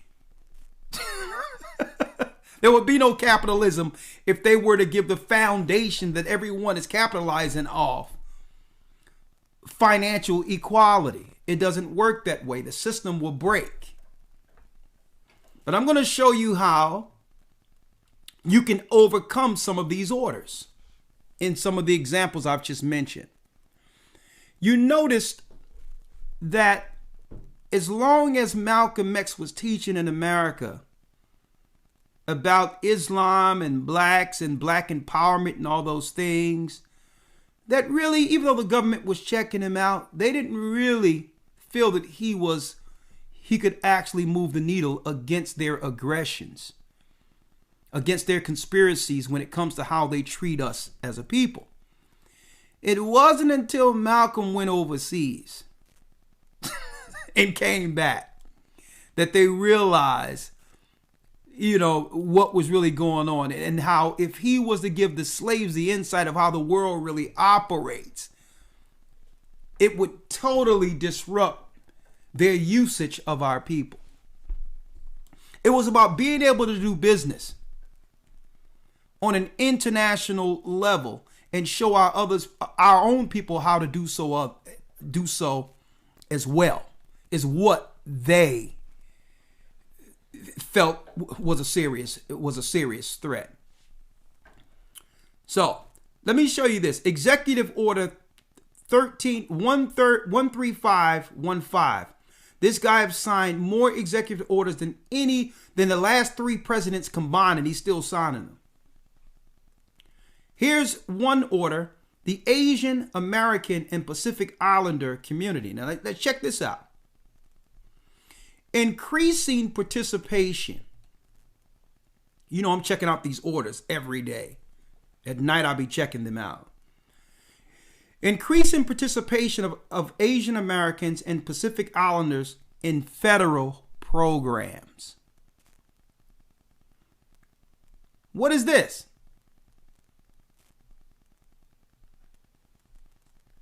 Not only health insurance, folks, grants and all that. Where's this money coming from? This is the money that's allocated under, you got it, the Civil Rights Act. They're getting more money to set up financially them and their families here in America over us. They're being incentivized. Now, I don't begrudge them coming from their countries with not much and making something better for themselves. I don't begrudge that at all. Anyone would take advantage of an opportunity. But I need y'all to examine what's going on, folks. They're doing orders to cut even deeper into the pie that belonged to our people who died fighting for civil rights. More grants and all that to set up more businesses here. Now, so you can expect to see what? Let me show you what you can expect to see. Let's see here. Let me see if I have it here.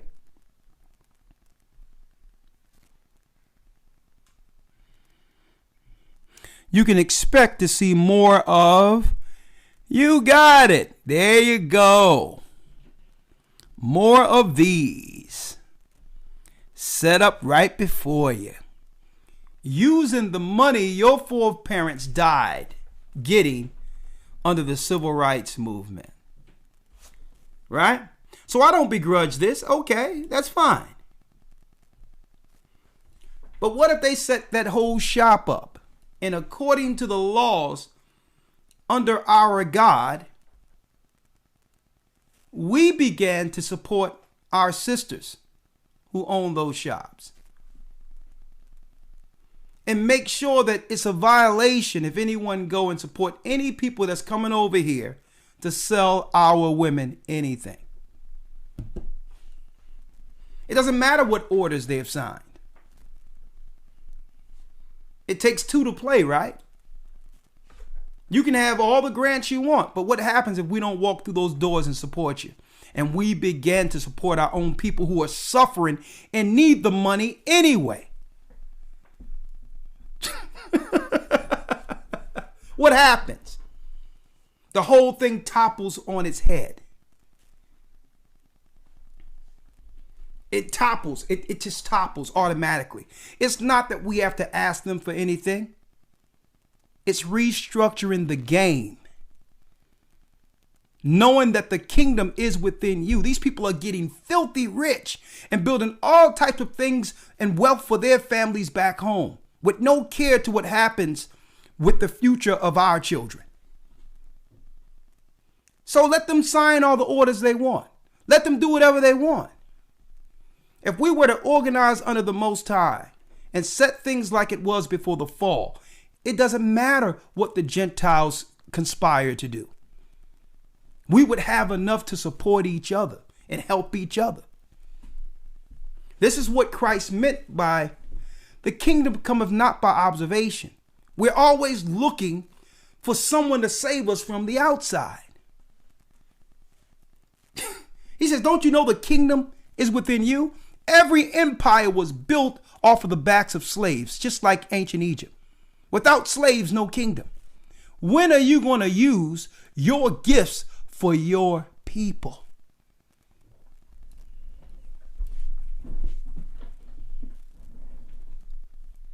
So of course they're going to keep on signing these orders right in the face of all the black people who did everything and jumped through hoops. Black Lives Matter and George Floyd and all using us black people. Oh, yeah. No Trump. Using the black face all the way until he got in.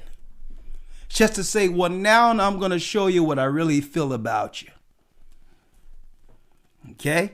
This is what I feel about you. I'm going to sign an executive order for Asian Americans to take your money, and tranny lives matter. We're going to incentivize and give people position over you strictly based off of their sexual preference. They need an executive order too. So it's time that we realize as a people that this system isn't made for us. We have to stop engaging, come back to the Most High, and engage with each other according to that ancient order. Stop waiting for the other nations to fix our problem. Start setting up businesses and all that and support one another. And on top of that, make sure our people, when we do provide a service, we have to make sure when we provide a service that it's at a higher quality than what the Gentiles provide. We must appreciate those who are what? Financially supporting us. We can't set up businesses and just hope to be supported just because we're the same people. No, you must bring forth a higher quality of service to say that this service is directly from the kingdom. This is kingdom people, and we expect to treat every patron like a king, like a queen.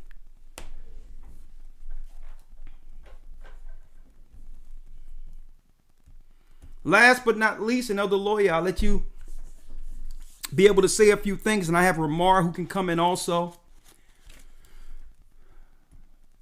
And I wanted to make this statement so that brothers and sisters can understand that it's not strictly about race. It's not.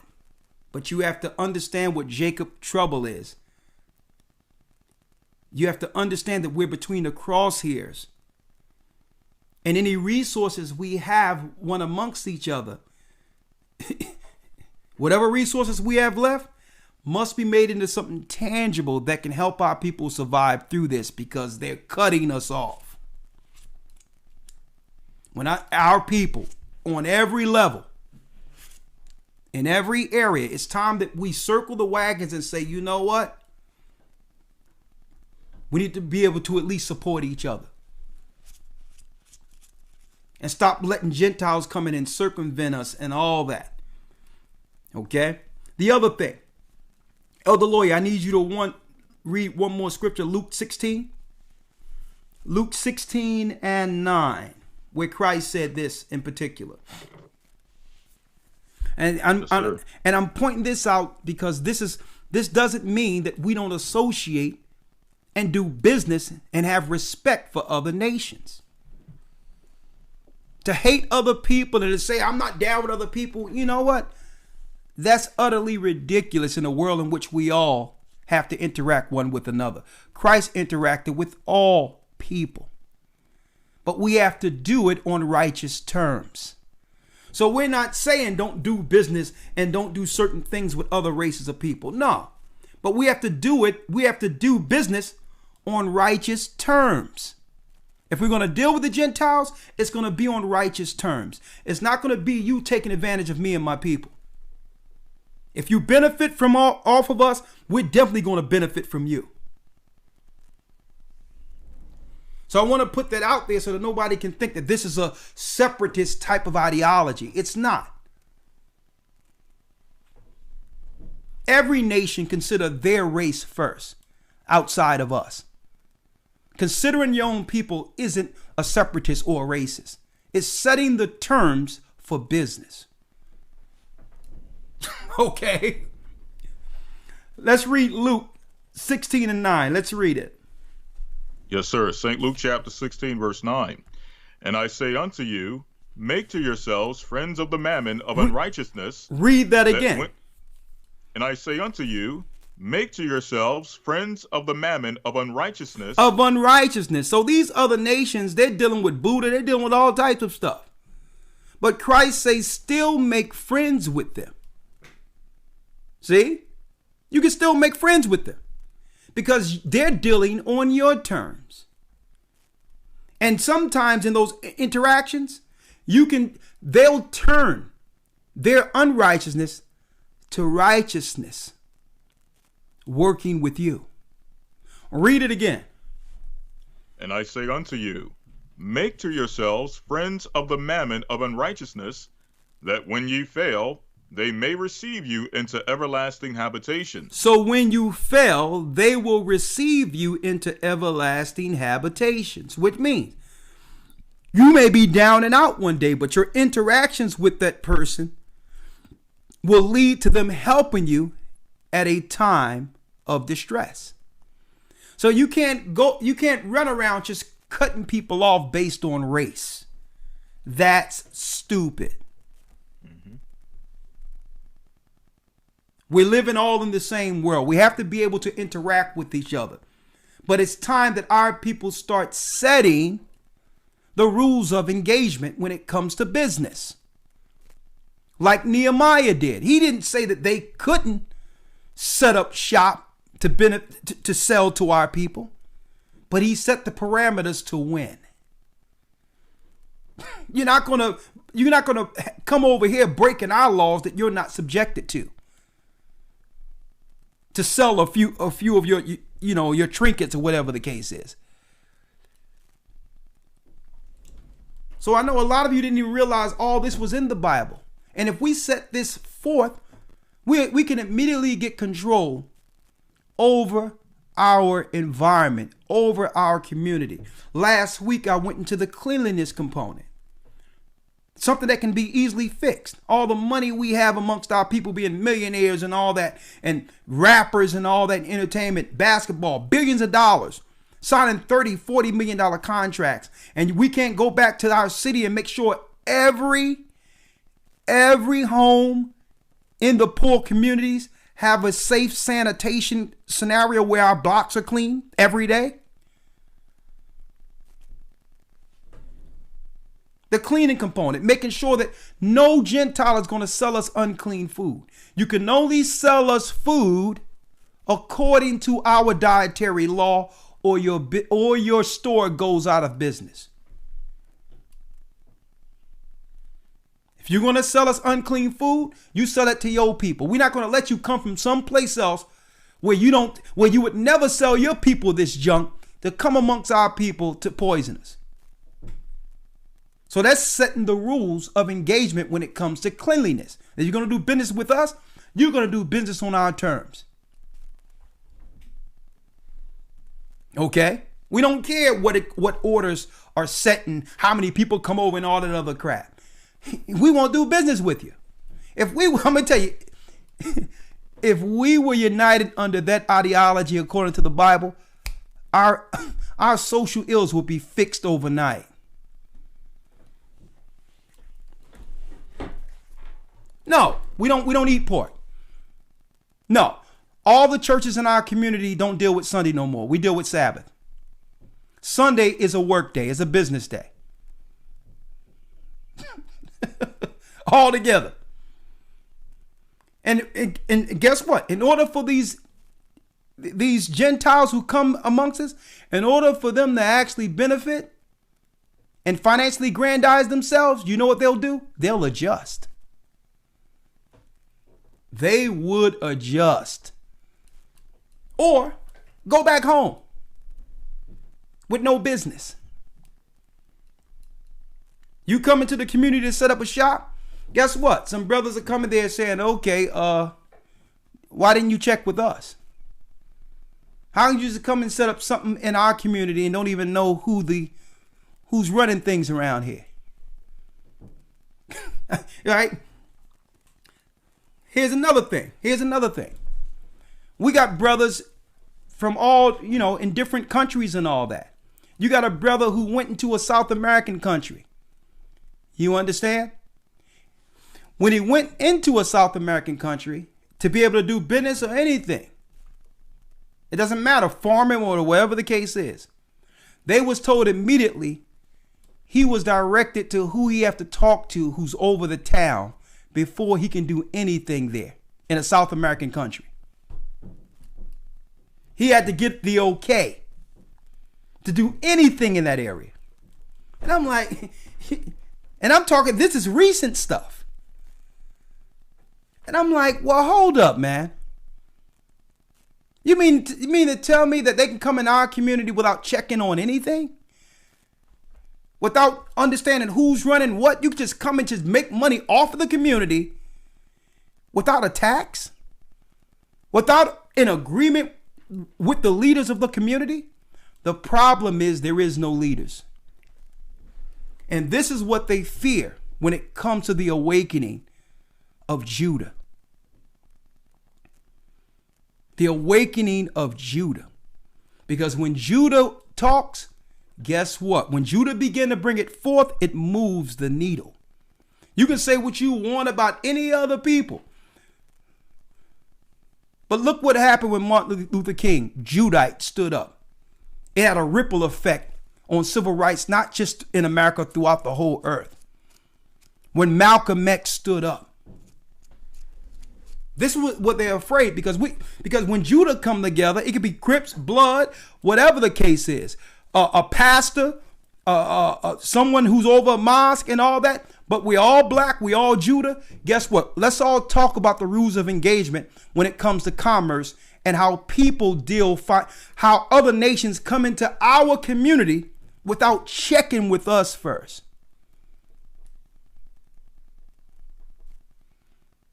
And we need to fix that immediately.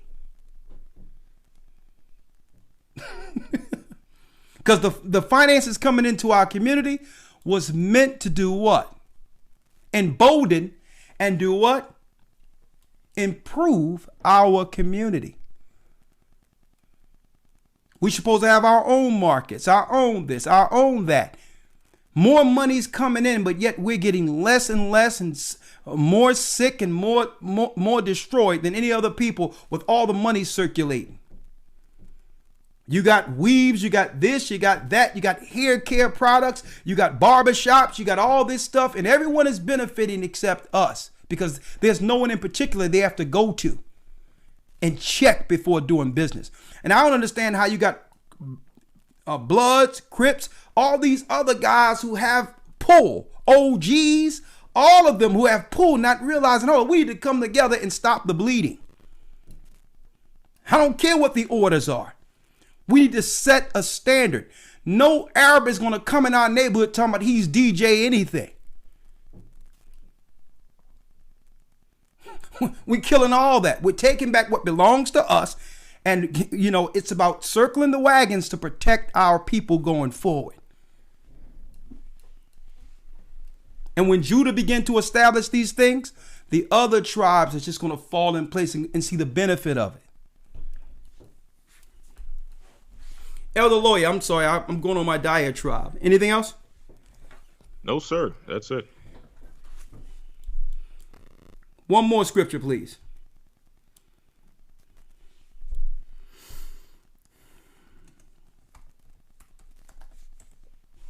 Let's get Isaiah 1. And then we'll open it up for calls. 515-605-9327.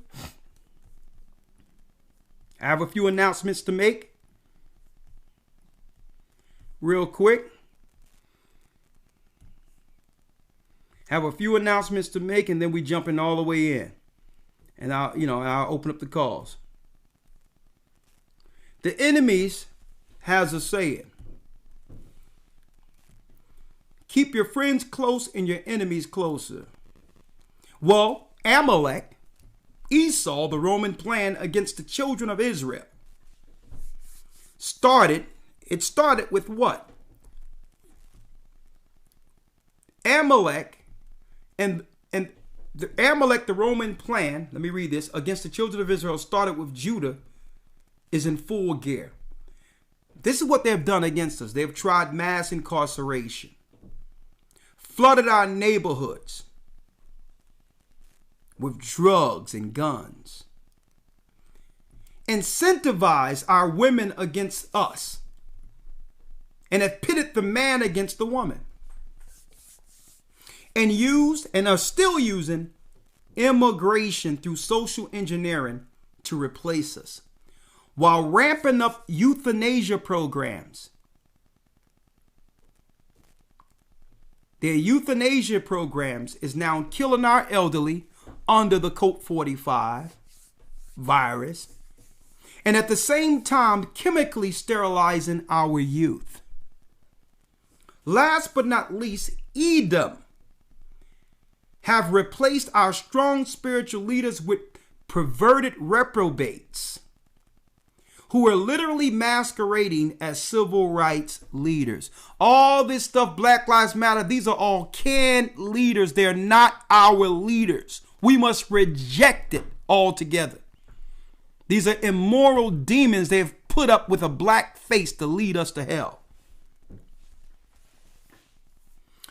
It literally makes one wonder.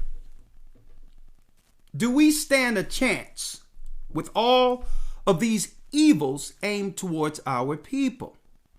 Is there a chance for the remnant of Israel and Judah, who we are, who could withstand this onslaught of Jacob's trouble, to stand victorious in the end, protected by our God like Moses and the children of Israel were, while surviving the tyranny of Egypt? Let's consider the ways of old, which leads our people to victory by comparing our current events with past experiences, reasoning righteously to help those who can receive while there is still time. Come back, children of Israel. We need each other. One other thing I wanted to show y'all here before I open up the lines, and I have a few announcements to make. Check out this order.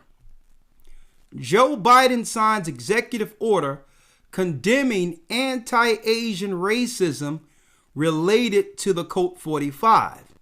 Now, a lot of you think it's about the Colt 45 virus. It has nothing to do with that.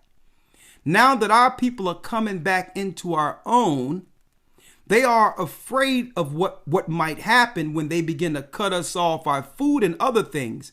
And by default, our people are going to go ape and begin to raid all these stores in the communities.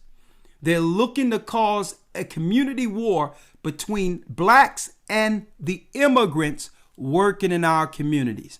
Mark what I'm saying here.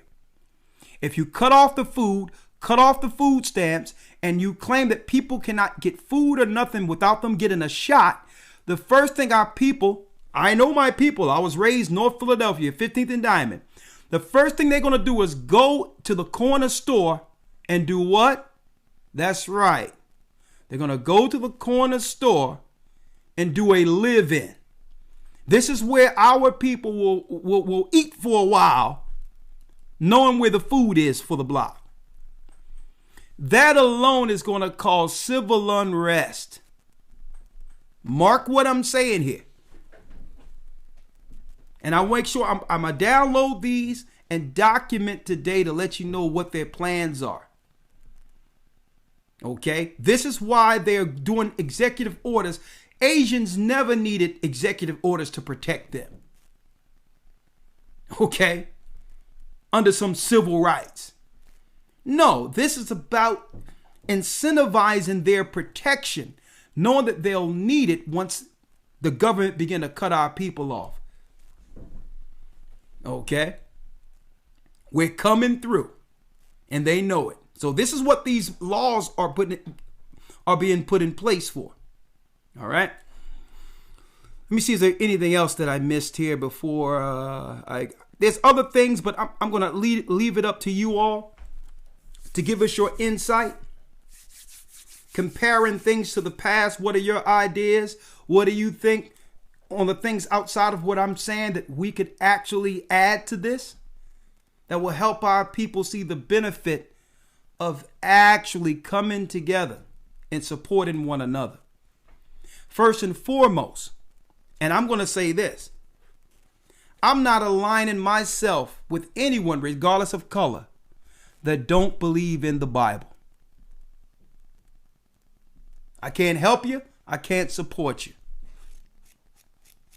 Okay? Can't do it.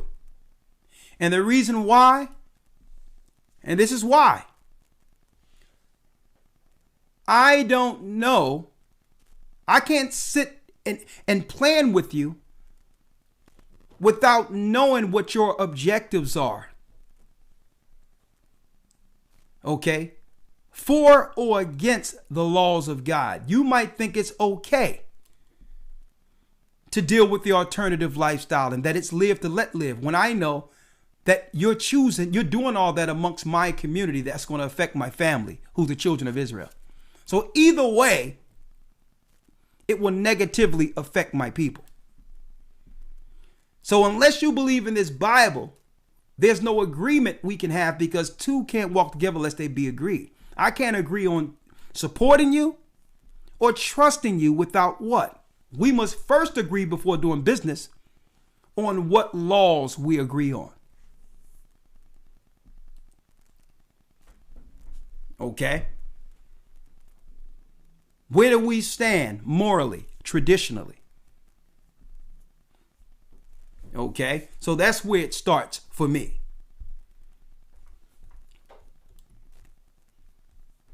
All right. 515-605-9327. Let's consider the ways of old which lead our people to victory by comparing our current events with past experiences. Come with your own ideas.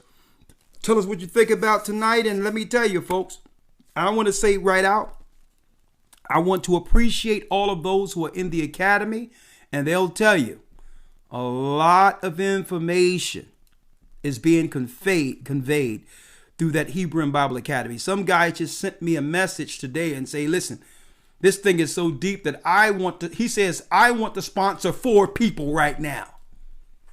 So we're going to put that out there. If 4 people are on the waiting list, you may have a sponsor. Folks, This academy is off the chains.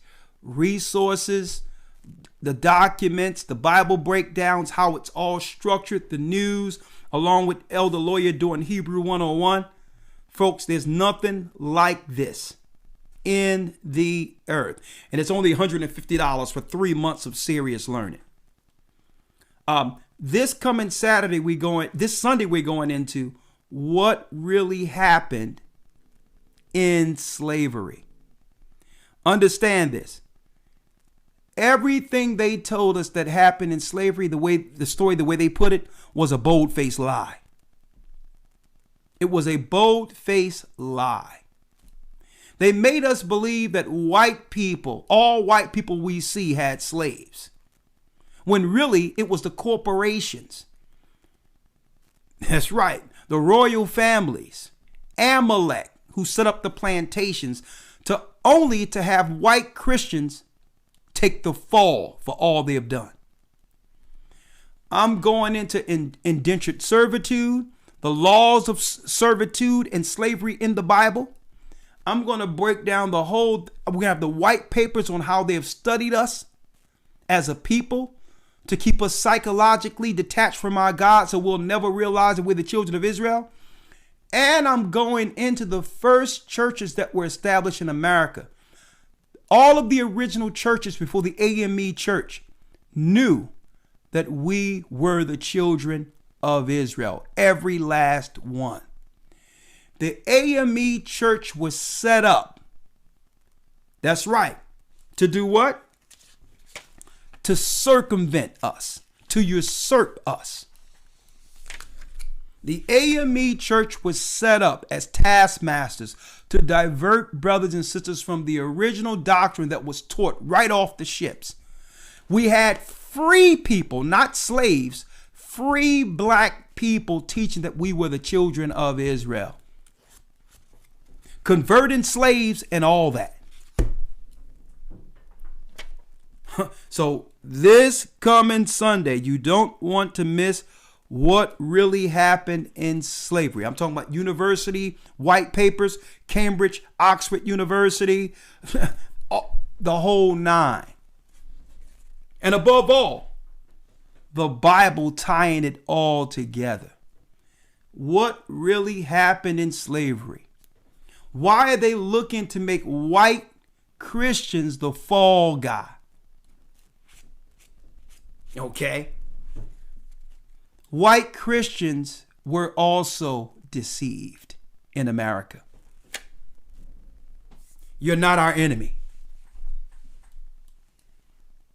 Christ said, you shall know the truth, and the truth shall make you free. They want us going at each other when the puppet master have been playing us both. We'll be going into that this Sunday. What really happened in slavery? Free your minds. Coming right back with the phone calls. One moment. Coming right back with the phone calls.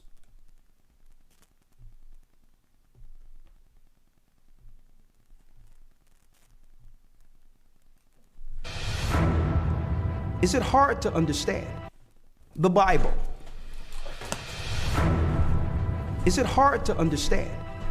When it comes to reading the Bible, the first thing that comes to mind is the fact that this is the Word of God. The seals have been broken, and the truth is here. And when we go throughout the scriptures, when we go throughout extra biblical records, we find that the language that God employed, that He used to create the heavens and the earth, was the Hebrew language. Christ said, I came for the lost sheep of the house of Israel.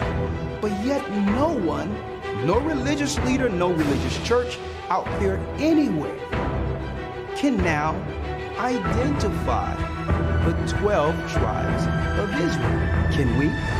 God is quite simple, but it seems as if man makes understanding Him hard. What are those mysteries? The truth of your book. And the truth will make you free. The Hebrew and Bible Academy. You're invited.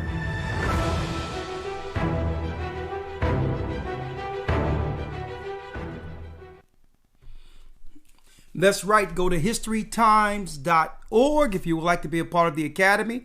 I think we just did week 5, right?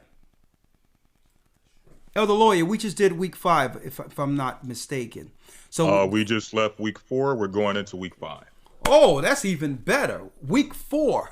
So here it is. We have 2 full months. And if you enroll, we'll make sure you get the 4 lessons you've missed with all the news in circulation. So don't worry about that. We have 2 full months. Go to historytimes.org. I want to see you there. What really happened in slavery, folks? This is going to blow the roof off. The controllers came up with Roots and all that. Roots is straight fiction, folks. Let me make it clear. That's straight fiction. Make you believe some white people, all of them. Let me tell you, you did have slave catchers who was illegally catching slaves, but that was the minority. That was the vast minority, because why? There was a penalty for taking slaves off the shore outside of the agreement. And usually the agreement was death. You couldn't just go and there's some black people hanging out. I'm going to make me a drum. Let me make a drum. No, let me tell you, folks, this was business.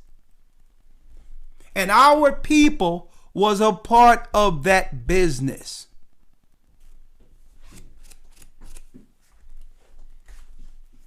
Okay?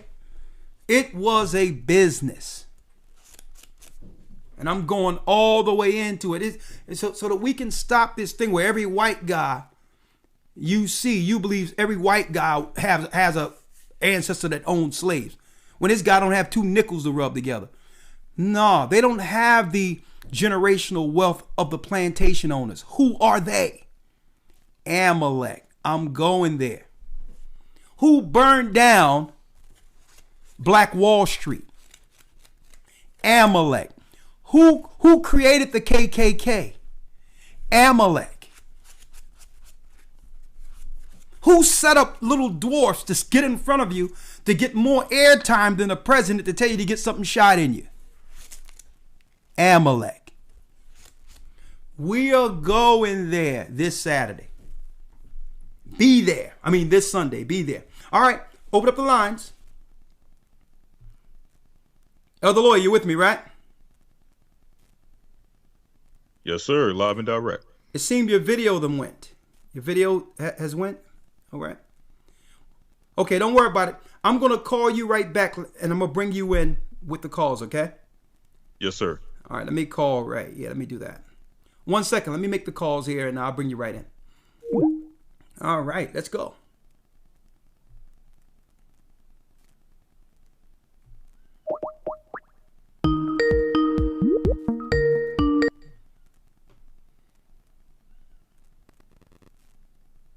One second, Lawyer. I'm going to call you right back. Okay. All right. 1 second, y'all.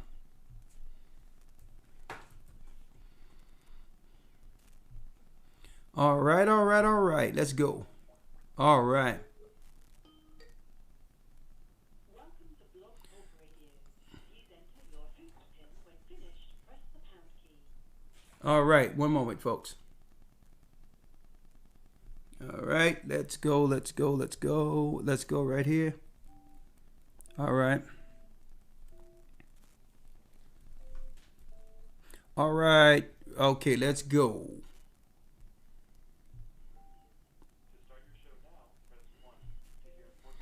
Since it appears you're calling back into a live show, we are reconnecting you now. All right. 1 second. Show will go live in 5 seconds. 4, 3, 2, 1. All right. All right. Blog Talk Radio. We are live. All right. Who we have? Ramar, if you're there, text my phone so I know you want to come in, okay?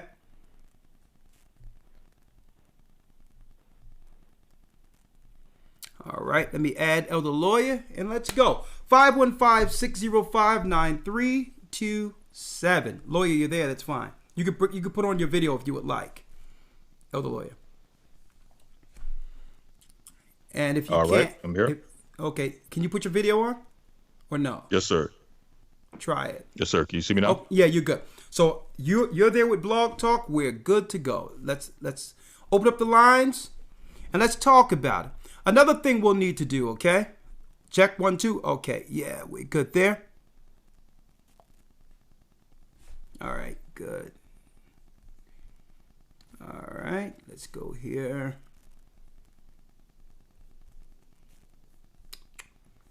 All right, we good.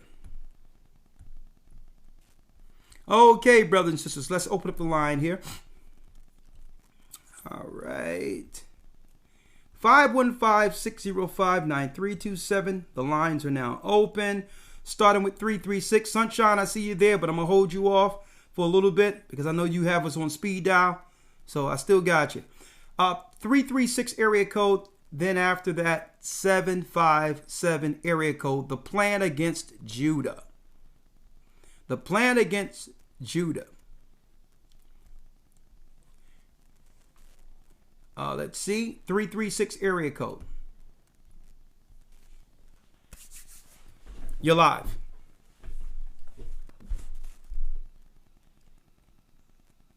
Shalom, you're live.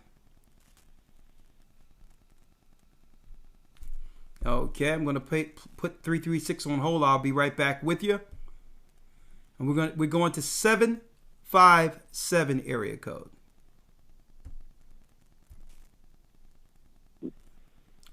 Seven five seven area code. Shalom. Shalom. Your name, location? My name is Christian Fleetwood, and I'm from Newport News, Virginia. Okay, talk to us. The floor is yours. Yes, Elder. Well, I do want to mention that I started watching you guys for about a year and a half now. Beforehand, I was raised up Baptist until I, came into the truth with you guys. And ever since then, I've been trying to pay attention, trying to dive more into the Bible to reach more understanding, especially in the time that we're living in now. Pertaining to how everything is going on, I feel as though prayer is the only key. And as far as sticking to the scriptures is like the only thing that our tribe or the children of Israel needs to do in order to get back in line with the Most High. Because it's stated over and over again about how the 12 tribes, how we went against his commandment, his codes, thus for kind of leading everything up to this point. So pertaining to that, I just personally, I'm still, in the learning process of, reaching more understanding of the Bible. So with that, I highly encourage that, and I do believe that is the key that will bring us out of the troubles that we are now facing. Well, the whole thing is we have to also be able to identify our true role. Like, where's your starting point? You said you just been learning. What is the objective of this awakening? Let me ask you that. If there's one thing, what is your duty as a newly awakened child of Israel? As of right now, I would say that my intentions are just to, try to lean in closer to the Most High, to His voice, to find out like what's my true meaning, like here on earth. Pertaining to everything else, with that, I'm trying to learn more about the God that kind of created me, to help me make the best decisions in this lifetime. So in the next, I can make Him proud. So that's good. My main goal, my main purpose is to. Yeah, How old are you? I'm 21 right now. My birthday is next Friday, so I'll be turning 22 soon. Man, that's absolutely amazing. Praise the Most High. You have a Bible with you. Yes. Okay. Grab your Bible. All right. Bear with me for a moment. I had to leave out of my room because I got you playing both on my Xbox and my phone. Oh, my goodness. So, yes, I have my Bible. Okay, great. Great, young man. Go to Isaiah 49. Isaiah.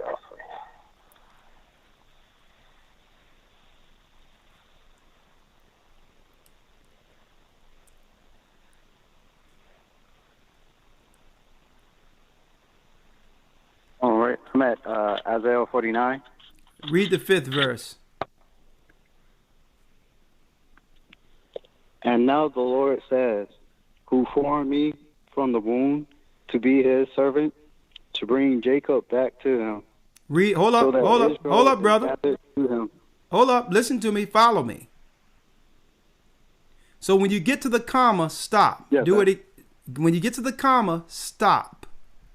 Read it again. Okay. And now that the Lord says, who formed me from the womb to be his servant, to Okay. bring Jacob back to him. Okay. So you were formed in the womb as a servant of the Almighty to do what? To bring Jacob back to him. That's your purpose. Your purpose as a young man with this newly found truth, you must be directed into understanding your end goal. Your end goal starts with, okay, where do I begin? It's one and the same. This is why Christ was born. To bring Jacob back to the Most High. The Gentiles have been exploiting us. Why? Because we don't have enough leaders, people willing to stand up to protect Jacob and bring them back under the hedge of the Almighty. That's your job, your duty. You have to be taught to do so. You got it? Count for that, Elder. That's yes, sir. I do have a question for you.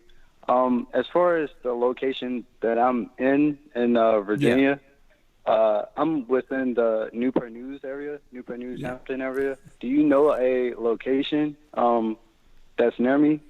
Yes, I do. I'm going to write down your number. Matter of fact, send an email to goccSouth@yahoo.com, and I'm going to get somebody from Virginia to get to you. Okay, and that was GOCC South? South. At Yahoo? Yeah, this is amazing. I'm smiling, brother, because you don't realize this. My father was born Newport News, Virginia. It's amazing. You see how the Most High bring things around full circle. Who would have known? All right, the same place my father was born, we're bringing Jacob again to the Most High. You know. All right, brother. So send an email and come work in this vineyard with us. Okay. Yes, sir. Thank My you, brother. Elder. You have a blessed one. Well, thank you. Bless you. Shalom. Shalom. Yeah. Elder Lawyer, let me ask you. Just your opinion on this real quick, right? Before I open up the lines. You notice I showed an example earlier of how out of nowhere we cultivated a culture of our own, like making DJs and mixing and rapping, because we were left out and had to create our own. This has been us since slavery. Yeah. A culture that's respected throughout the whole earth, organically made out of our oppression, right? Jazz, all of that, rhythm and blues, rap, DJ. What is this thing that happens with our people that will allow other people to come in, like DJ Khaled, DJ Vlad, and others, and just come in and not only usurp and take from our oppression made gifts and art, but actually get respected amongst our people for an art we created. What is that, if you can quantify that? It seems that we seem to be very hospitable, very loving, and very trusting when it comes to people outside of our culture. Inside of our culture, or inside of our, I guess you would say, our nationality, we tend to be a little different. We're a little standoffish, we're a little bit more brutish with each other. But when you have others on the outside of us, and we've all seen it growing up, things that we do naturally, we see ourselves do it, we see those of our community do it, and we just think we're supposed to be able to do these things. It's normal. But we see someone, mimic an inkling of a dance that we can do, or an inkling of someone of another nationality that could rap, or dance a little bit, or sing a little bit. We laud it and we praise it to the high heavens. And for some reason, I don't know, I wouldn't be able to quantify it. I know scripturally it speaks about why we trim to find love from the other nations. It's like we seek this relationship and this love and this acceptance from the other nations to the point where we'll give over every bit of ourselves, the art form, we'll give over our soul, just to have one of these people accept us and feel accepted within our culture. But slowly but surely, we start to realize that, as it was with jazz, as they come into the culture, what tends to happen is they find a way to slowly but surely edge us out. They make the art form less complex. They make it a little bit easy to be done. Where, growing up a DJ, I mean, for lack of a better term, a DJ was almost seen as a magician, someone to be able to deal with that art form. Yeah. And I mean, I remember the scratching, man. These cats was just crazy. Whoever would think to take a record and spin it backwards and start and make that a beat? I'm like, if we're not the salt of the earth, I used to go to 15th right there on Susquehanna Avenue and see the rap battles and the pop battles, and I'm like, this happened organically out of nowhere.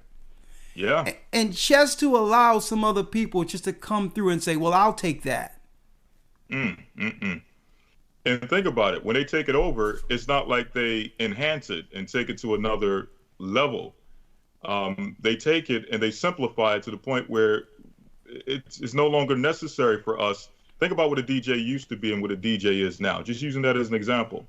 A DJ now is just somebody who just plays tracks consecutively at a party. Yeah. It's no art form. It's nothing to it.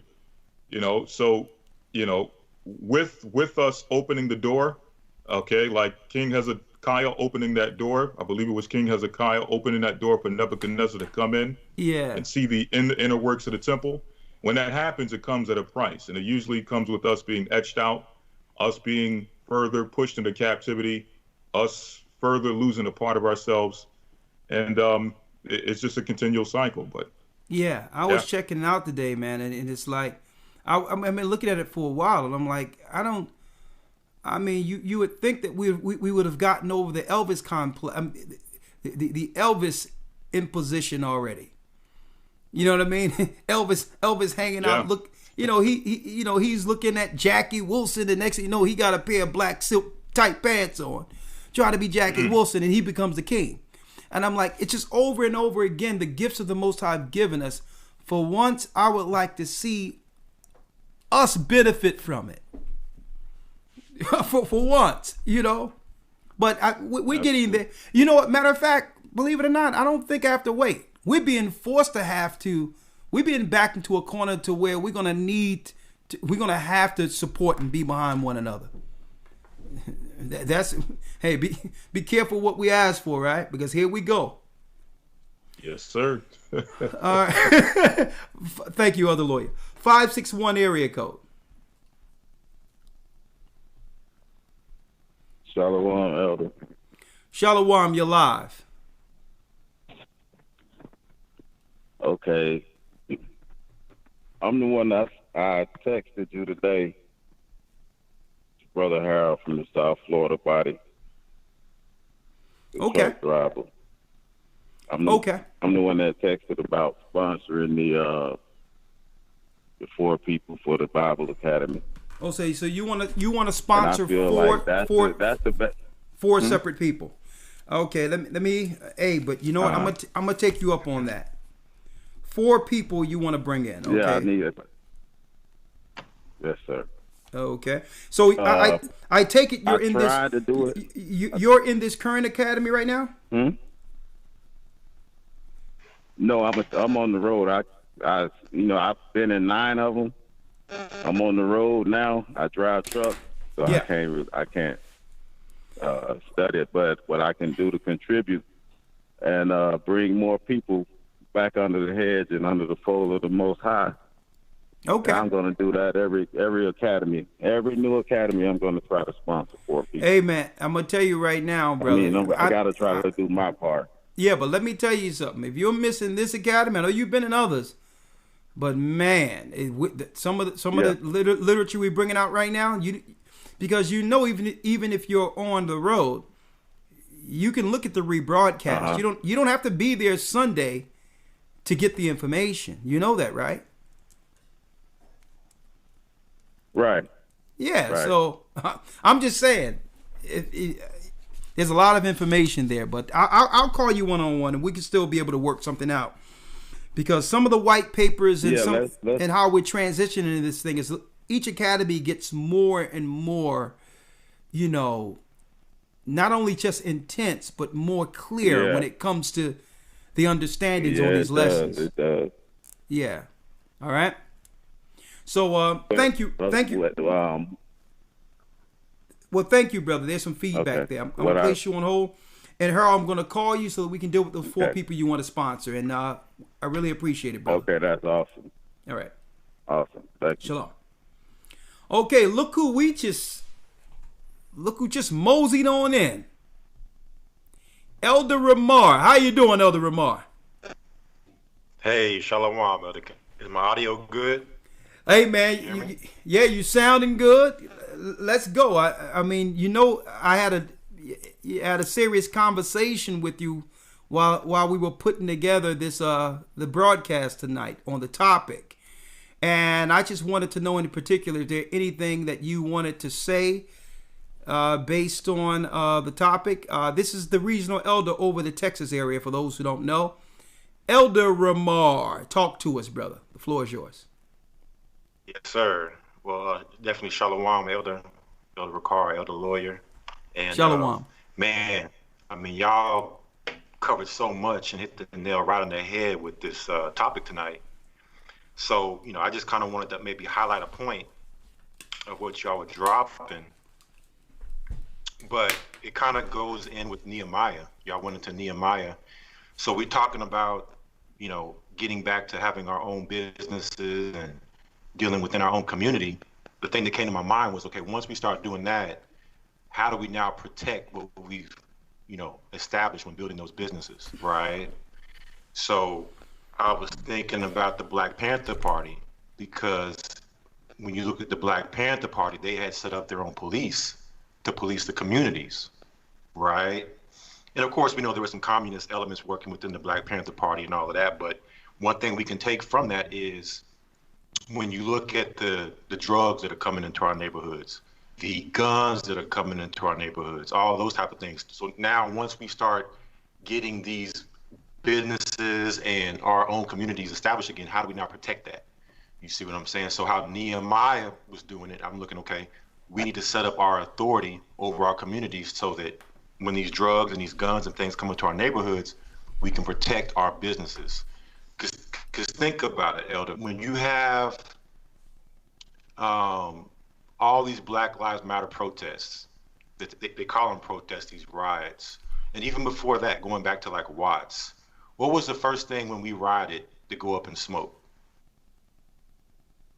It was always Black businesses, right? Yep. We're destroying our own communities and our own businesses. So who's going to be the person to actually protect those things?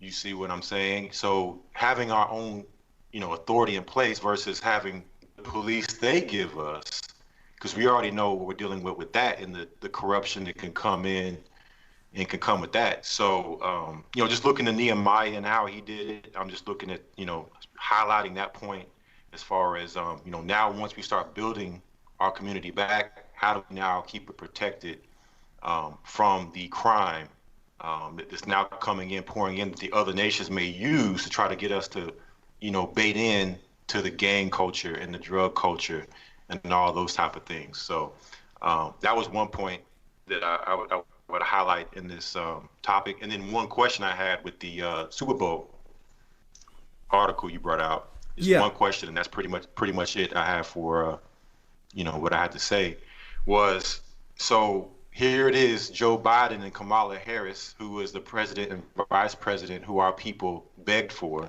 are now in office. So you mean to tell me now there's still black extremism? Like, how is it that now Trump's no longer president, but there's still black extremists that are upset? You see what I'm saying? So that was the question I had. Like, it just goes to show just how absurd this whole black extremism thing is and how they're using it and how they're gonna use it. Because at this point, we should be totally happy because Trump's no longer president. So black extremists should be extinct now. Yeah. So that's a good point. Why are they still trying to push this black extremist thing when the racist is gone? So what are black people upset about now that the racist is gone? I'm gonna tell you, man, they're gonna beat this Trump horse, until it's pulverized in the dog food. I mean, think about this. They're still talking about impeaching a guy who's no longer in office. I'm like, so how long are you gonna use this Trump figure to incinerate people when the media can easily have them just go away by not even talking about him? It's utterly, the guy's gone. What you want to impeach him for?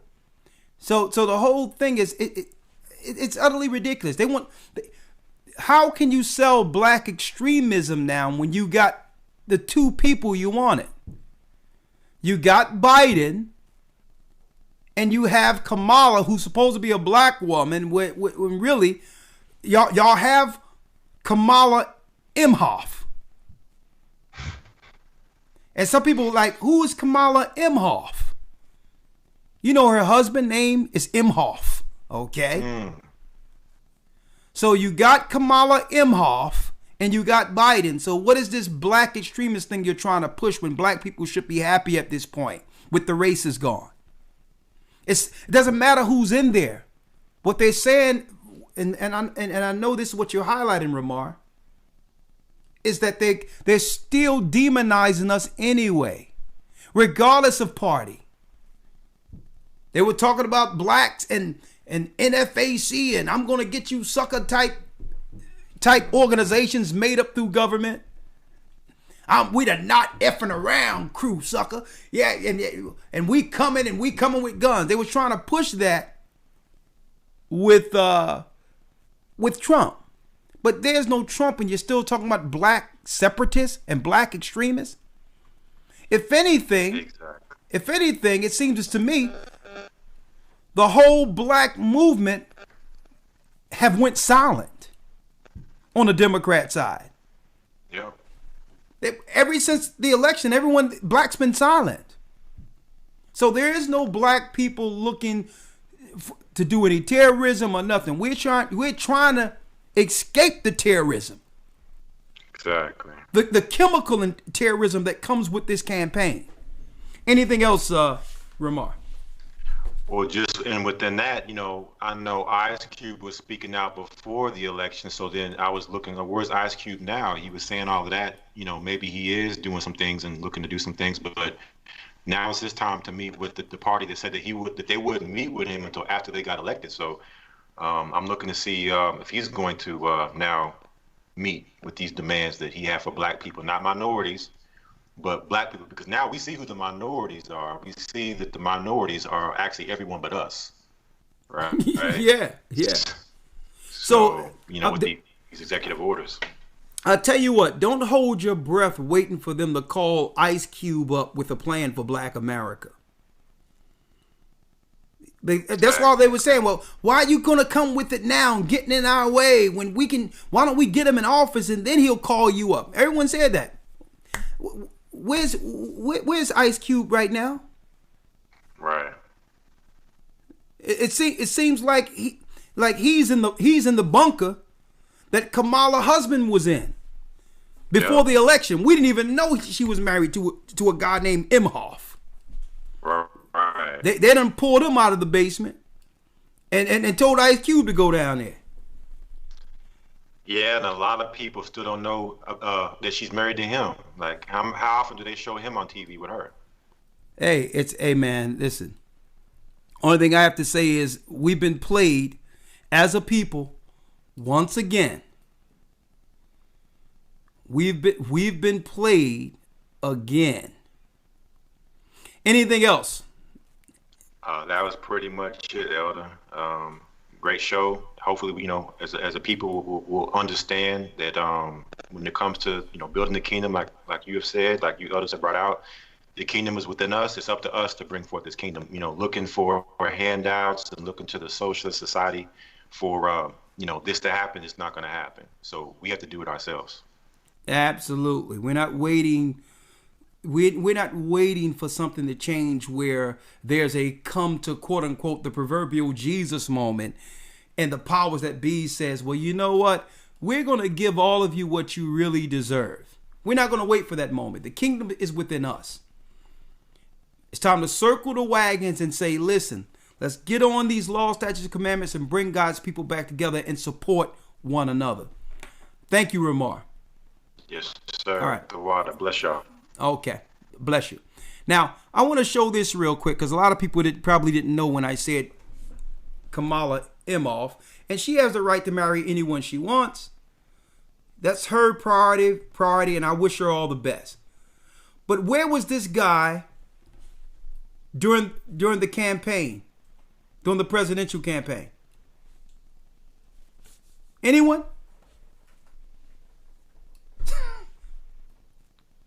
Anyone?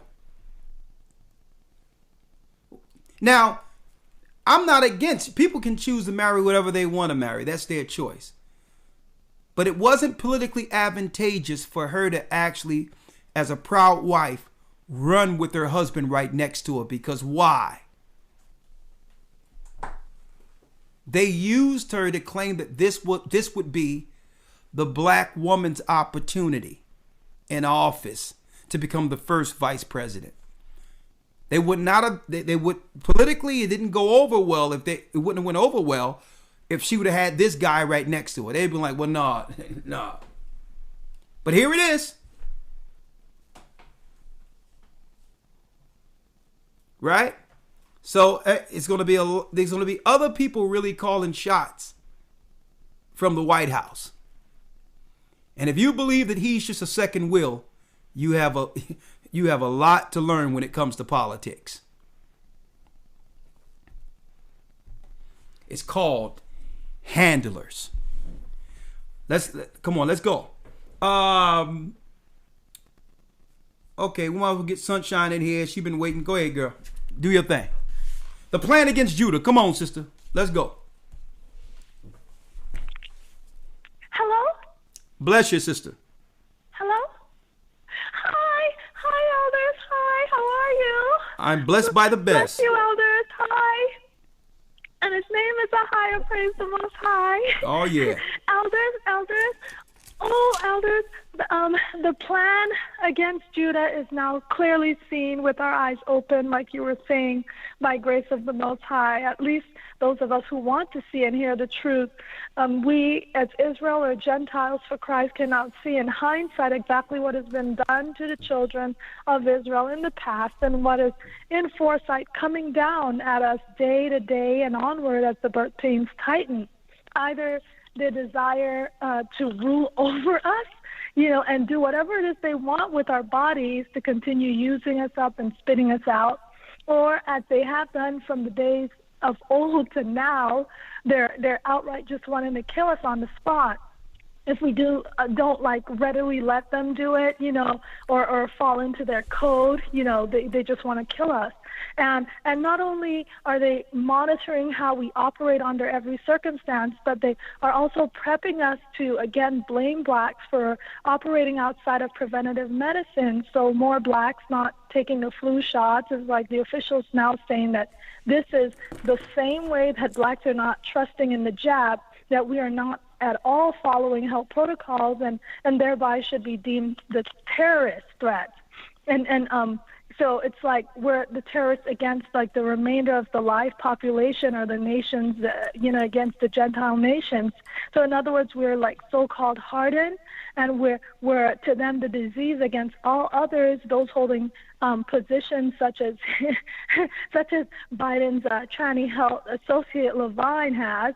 They can now, with their cohorts in medical license, subdue this so-called black terrorist threat, even though we know they do lie.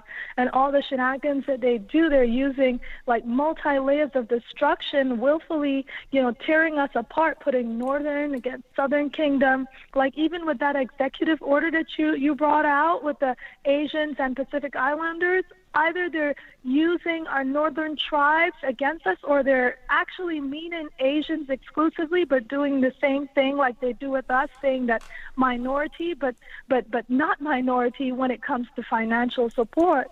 And all those are conspiring against us know that we have no king in this world amongst us in the political scope to protect us, but as Christ says, and every elder has been saying, the kingdom of heaven is within us. So like you're saying, and Elder Lawyer and Elder Amal was saying, and Elder Lawyer was reading, that we built this country, each and every skill and specialization a person could ever have, we possessed and shared with others, and then we were raped or stolen from by others, from as simple as the nail salons, all the way to forging metal and fires, to ordering thousands. We ruled. And these same skills we came off of the slave ships with, we still possess to this day. But we operate in this kind of lackluster and have taken on this mentality of that shiftless slave or wench, that is good for nothing but serving. It's like a brokenness that occurred in slavery that we Sunshine, bringing it right letting now. go, but it's doable. It's doable that we can inevitably, just like how we put down the Cesar Borgia, white Christ, and know that our Lord and Savior is black and true and holy and pure, we can put it down. But this is not, and this whole thing that they're painting of us is not true of us at all, because we are the blood and the bones of the kingdoms of the world. And literally, since these cities are built on blood, with their hands filled with blood, but like you say, elders, we have all the cards at our fingertips, and all the nations are daily operating under a spirit of fear. They project that spirit on us, and because of our ignorance. But as we have been perpetually enslaved under them, it appears that these same nations that got rich off of us and know it have for all these centuries dwelled like fatly and waxen great, but are terribly and deathly afraid of us, or our will, the same difference the Most High put in us, and our rightful place as rulers of this earth. So the conspirators could clearly see Judah's power for years, and have only found multiple ways to mock us in their daily fare of our rise by grace. So our birth pains, as they quicken every wakened Israelite to the truth, with our birth pains quickening, their birth pains quicken too, and they fare, and the fare inhabits their members and their quarters as they move towards their judgment given to them. Let's wrap it up, sister. Let's wrap it up. Let's wrap it up now. Yeah. Okay, just to say that they're afraid, elders, and their judgment is coming by our righteous power. That's all I wanted to say. Praise AHAYAH. Praise the Most High. Bless you. Sunshine, though. There she go. High. And she did that all. She did that all in. She did that all in one breath. All right, here we go. I don't know how you do it, girl. I mean, I'm gonna tell you, she take. And she's gonna let it roll for about 6-7 minutes. They have to call Guinness on you with that thing. Boy, you be bringing it. Here it is right here, right? Boom.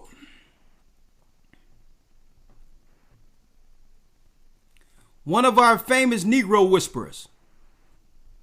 Right here. Someone sent this to me. Let me make sure I can get this up real quick. Here go a Negro whisperer. Listen to this. A Negro whisperer, huh? Yeah, Tyler Perry. They got a few of them. The Negro whisperer. You about COVID-19. My hope is that as we talk, you get comfortable, you get the answers that you need so that you can make your own decision. COVID-19 vaccine in the black community. A Tyler Perry special. Tonight at 9. Boy, they just let COVID-19 in the white community. Why can't? What's up with that title? Is something wrong with that? COVID-19 in the black community. Hey, folks, is this not an insult to our intelligence? What cross-dressing entertainer represents all white people? Okay?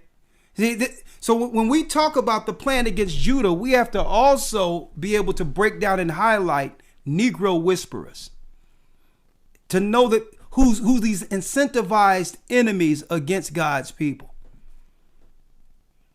Okay? Like the Oprahs, like this guy here. This guy made his bones as a cross-dressing grandma to give advice to black women. I mean, are you kidding me? And it's time that we say, you know what? No longer will we hear these people. You have no clout. Excuse me. I mean, just think about this, folks. Can you imagine Bruce Lee in full drag representing the Chinese people? And then come back and give an announcement on what should be right for Chinese people? Dude, you Medea. We're not trying to hear nothing from you when it comes to what's best for black people. Let me Medea goes to jail. And now he has a Medea goes to jail and now he's the black whisperer. Let me type this in. Medea goes to jail. It's time we point this stuff out, man. It's time we start pointing this stuff out. Straight out. This is the one who's telling you, hold up, fair use. This is the one who's telling you right now what you should do with the Colt 45 vaccine. Fair use. If you want to know who's telling you, who's talking to the black community about getting jabbed, here he or she goes right here.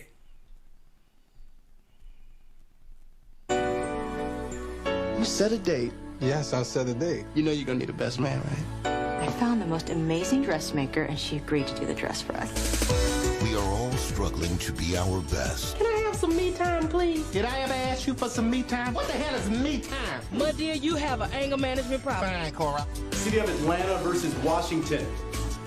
Kennedy? I'm sorry, Your Honor. Seems that I know this defendant. We are all searching for a better life. Why you bail me out of jail? Because you're a friend. You ain't like the rest of us, Candy. Look how he's look what he's showing when it comes to our sisters.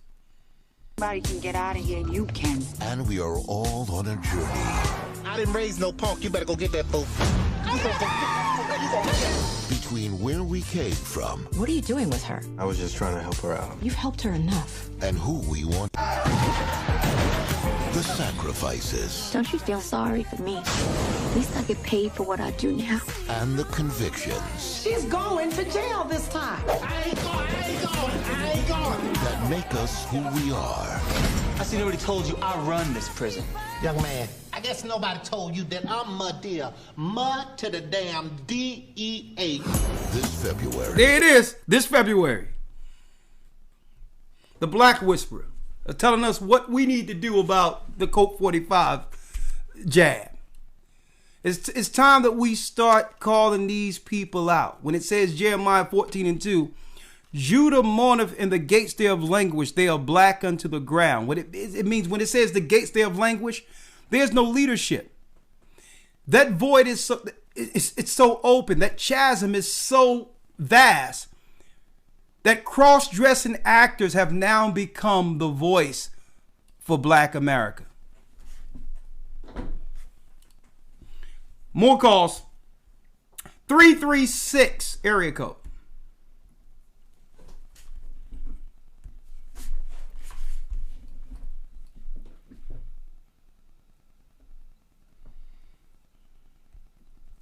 And no one's calling this stuff out. Like, how can a guy in a dress give me advice on what to do? 816 area code. I wanted to let them know that she hasn't received her order. It's a new order. Charlotte. Okay, they was wondering. So I'm waiting on. I got to pull up the. What my man doing? My man, I want extra onions, and I have extra gravy on the rice, side of plantains. 347 area code. Shalom, Elder. Shalom, how are you? This is Cora Corbin from. Oh, fine. Blessed by the best. This is Cora Corbin from Staten Island. Yeah. Talk to us. You were talking about how we should. Yeah. Well, you were talking about us and our businesses standing together as business. About 20 or so years ago, when I was back in St. Louis, I used to patronize this one black merchant. It was a business the sons were running that the father had started. It was hair care products. And I patronized them until they went out of business. Okay. And then I tried to find, every time I went to a beauty store, I saw an Oriental face, which really irked me for them to be selling me our hair products. It would have been okay if it was just generic, but products for black people and an Oriental face selling it to me. But finally, I have found the solution since on your website, gatheringofchrist.org, where we have the merchants selling things, and then just recently on Facebook, one of my friends that I never met. I have some friends on Facebook I've never seen personally, but we became friends just from being in the truth and connecting that way. And one of them, she posted in one of the Hebrew forums her new products. And so I said, I found a source to buy my products once again from buy black hair products from black people. So that's my source now. But I got one quick question. When you were talking about the laws on the Sabbath lesson, there's this one law that the Most High gave that I just can't really understand. Now, I understand the reasons for most all the other laws, but I haven't understood the reason why not to mix fabrics. What's the repercussion for mixing your fabrics? Well, there is no repercussion for that, because really what it comes down to is because when the Most High said that you're not supposed to mix one linen with the other, it's because of the adverse effects that usually happens to our skin. Fabrics weren't made to be mixed without causing some level of irritation, and the Most High is so perfect in His law, He didn't even want our skin irritated.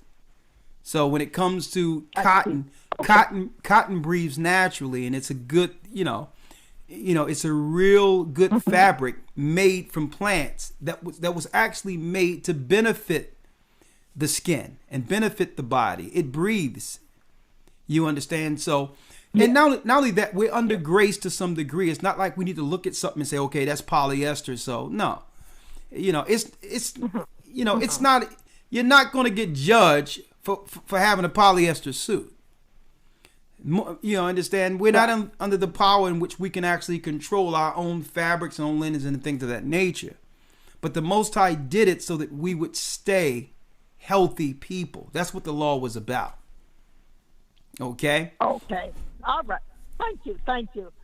All right? I really appreciate it. All right. All right. Bless you. Okay. Thank you. All right. more so when it comes to clothing, you have to just make sure you're wearing modest apparel. Okay. All right. 816 area code.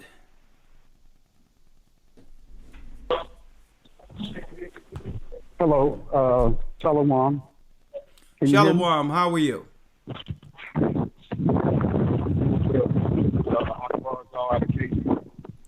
And oh man, I got to come back with you, brother. There's a lot of roughness going on with that phone. 712-409 area code. I'll come back to you, brother. Just I don't know. Like you did that other one. I know it's there. Anyway, now you yelling. I hear you. I can hear you. Stop lying. Stop lying. Oh my God, they playing cards. Stop lying. Oh my goodness, huh? You're getting between a fight. 386 area code. We must come together, people. 386 area code. Hello? Bless you. You're live with the Gathering of Christ Church, the plan against Judah. Hi, so my name is Trees, and I'm from GOCC, Florida. So today I work for a Fortune 500 company, and we've been working at home since last March. Today I got an email from my the corporate. They're saying if we take the vaccine, the jab, we'll get 4 hours of sick leave and plus $100 on our next paycheck. Goody, goody. So what you gonna do? Yeah. I'm not gonna take it. I'm planning on taking it all. Yeah, the whole thing, sister, is, and I spoke to other people who were talking about this. Here's the reality of it. There's no way an employer can force someone to take or to get a medical procedure. Okay? They can't do it. Mm-hmm. Now, they can make life hard for you at the job, in a way of trying to, force you to walk away. But all in all, these giveaways that they're actually giving people are under the COVID program, in which they're actually paying people. These are incentives that are perks that are given to corporations to make sure their employees actually get the stuff. So, as long as you know better, anyone that's actually taking up these offers? No, I don't really talk to a lot of my coworkers since we've been working from home. Maybe a few of them, but I don't really talk to them personally. I only talked to one, and she doesn't plan on taking it because she said when she grew up, her mom barely vaccinated her. Yeah, good for her. But mainstream media might get mad at you all because they're saying not enough blacks are coming forward.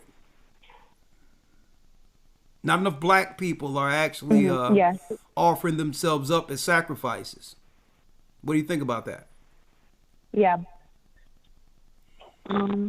It's true because I see a lot of people, like you and my family, a lot of them are very scared about the vaccine, about the COVID, and they get very paranoid and everything. So I really see that with all my family and some of my friends. But most of my friends kind of know the truth, so they're avoiding that. Yeah, well, hopefully, if it be the Most High's will, this thing will just magically, and I think it's going to happen where it's going to go away with a campaign. I think they use this wave to try to get as many sacrifices as possible. But now looking at mainstream media, I noticed that all of their commercials now, the actors are not wearing their masks. So if that's telling us anything, they're transitioning off of this. But they're going to try to get as many human sacrifices as possible between now and the summer. And I pray that you warn others not to get caught up into this this trip to Valhalla. Okay? Yeah, I do. All right, Thank bless you. you. All right, bless you. Hey, our people over. Hey. You too. Bye. Hey, one thing about it, Elder Lawyer, I'll tell you this. It seems like we have a well-informed, elders, we have a well-informed audience. I'll tell you that. Absolutely. Absolutely. All praise be to the Most High. I mean, right now, let me tell you, man, it's about getting these sacrifices. They're stacking bodies right now. Sacrifices to the fallen gods. Okay? Voluntarily. So It's good to know that our people are at least informed enough to say, you know what? I'm going to sit back and see how this thing shakes out. Right?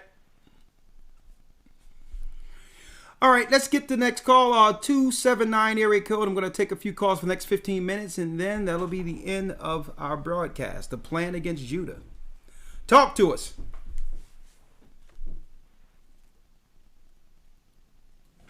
(279) area code. Okay. I'll place that on hold. Hello? I'm going to bring you back. That's one thing I noticed, elders, is that when you can see the mood, you can look at the media, and usually the media let us know the trend, which way things are trending. And when this COVID thing first happened, this whole campaign this year of scaring the populations while they do a reset and set up the New World Order system to end up vaccinating and depopulating the world and marking people with the beast. One thing I noticed almost immediately, all the commercials changed, and it was utterly ridiculous. Where everyone is walking around in the commercial now, in a canned setting for a commercial, in a studio, with a mask on. McDonald's, no matter what, they had a mask on. I'm like, hold up, hold up now. This is actually a controlled environment to do commercials. Why are they wearing the mask in the commercials? That's when I knew it was all propaganda. Right out of nowhere. They reported that it was killing it. It's going to do all these things, and all the commercials now, which were already pre-recorded, you had people wearing masks. And I'm like, man, this is something else with this crap. And if you listen to the parrot they got, who's doing more, this guy's in front of the podium more than Biden. I'm speaking of the doctor, whoever his name is, the one came up with the fake HIV causes AIDS thing. Anyway, this guy said that, listen, the more masks you wear, the better. You don't need one mask. Sometimes you got to layer that thing with 2 or 3. I'm like, listen. I'm waiting for him to come just outright and say, listen, instead of 2 or 3 masks that can smother you half to death, it's best for us to release a silverback gorilla on you so he can hold you down and choke you out and die already. Okay, while wearing your 3 masks. I'm waiting for him to roll that out. The silverback gorilla, who can really make sure you're not breathing with the 3 masks, at the same time. So this guy came out and said, yeah, sometimes you had 1, 2, 3, 4 masks if you need so. The more masks, the better. Die already. Stop breathing. Okay, 279 area code. 279 area code. 279. You're live. Hey, how you doing? How you doing, Elder? How you doing, Elder? I'm blessed by the best. Hello? Yes, sir. Yes, sir. My daughter, the one Diamond, she even had that shirt that said "Blessed by the Best" with the fingers on it, sir. I've been a long time listener. You and Elder Lawyer, I listened to all your lessons from Enoch to teleportals all the way back into healing, to the healing ones. I watch all of them all the time. Your old ones, every single one. When you and Elder Lawyer was behind the looked like 2 little motel doors, all the way when you was out there on the milk crates, breaking it down to the people, all the way out there in the UK. When you was getting on the Rastafarian doctrine, you taught me so much. AHAYAH working with you, Elder. They killed my baby Monday night. Oh my God! You gonna just drop that on me on top of congratulating us on the Lord? You just brought me all the way up. Yes. Give me the bad news first sometime. 14 years old, Elder. We got AHAYAH on our front door. We got AHAYAH by Hashem Yeshaya on our wall. We got all type of stuff on our house. The house was keeping our daughter safe. And like you said, as soon as we separated from our daughter, As soon I tried, I fought tooth and nail. They were yelling at me, telling me I could not go with my daughter. I was saying, please, can I go? I got videotape of me recording them. They was injecting my baby. They was putting air into her. She had big old holes big old air bubbles in her. They was not doing stuff right, Elder. They took her out. They said her she was at 91. Then they said, no, she's at 98. I said, is that good? They said, that's great. And then when she got to the hospital, the doctor said she came in dead. So on the ride there, they killed my baby out there under the guise of under COVID. Hold up, brother. Hold up, brother. Let me just put out allegedly. I don't know about anything. You just blindsided me with that. How old was your child? I'm sorry to hear that something happened. She's 14. She's 14, sir. She's 14. Her birthday will be next month. We don't celebrate. Okay. Them, but let's start over. Hold up. Let's start over because you're talking too quick. Let's start over. 14. Yes, sir. Yes, sir. Sir. What was wrong with your daughter? I'm sorry to hear. I'm sorry for your loss. What was wrong with your daughter? I guess she was sick. She wasn't feeling good. She was weak. So what we did, we end up, we don't go. Stick with me. We don't Stick with me. We don't really do the doctors like that. Stick with me. Brother. If you're gonna, to the doctor, brother, do you hear me talking? Because I'm trying to steer this where it's not anything that. Sir. All right. When you hear me, please talk with me. All right. I'm trying to work with you here. Sir. Yes, sir. Did she have any pre-existing conditions? No, sir. So she was perfectly fine at first. Yes, sir. It started around Thursday night. Night she said she wasn't feeling too good. Okay. And then Friday was our Sabbath. So Friday is our Sabbath. So that's the day healing. That's the day Yeshaya frees the ladies from the demons. We read her John 5. So our Sabbath is day. So we know we're gonna be healed. Okay. So Friday was good. All right, brother. Listen. All right, brother. I'm sorry to hear about your loss, but there's so many things coming out at one time with the trauma. Let me call you separately from this broadcast. This is not the place for this, all right? 1 second. Yes, sir. Because I know you're dealing with a lot at once, and I don't want to give this. It needs its proper attention. It's fine. It's fine. Hey, sir, I would like to speak to the rest of the church. I want the church. I'll try to get my emotions under control. And if I can't do it, then I'll meet you offline. But I really believe that I need to share this with the GOCC family. Brother, listen to me. Brother, listen to me. I'm going to take your name, and after I talk with you, then you can share something with the GOCC body, okay? Yes, sir. All right, what's your name? My name is Hermes Rutu, but my real name is Angel. My screen name is Hermes, but my real name is Angel. Okay, Angel, I'm going to call you up tomorrow, okay? Sounds good, brother. I appreciate it. All right, bless you. Because there's a lot of things going on. I'm sorry to hear about what happened, but I really need to, really sit down and listen to you. And the broadcast in passing with only a few minutes to talk isn't the correct form for that. So, and I want to I want this to have its due diligence so that there is some negligence. I can speak to you on how what recourse you have, okay? But this is not the place for that. And I'm sorry to hear about your loss. Okay? Now, 732 area code.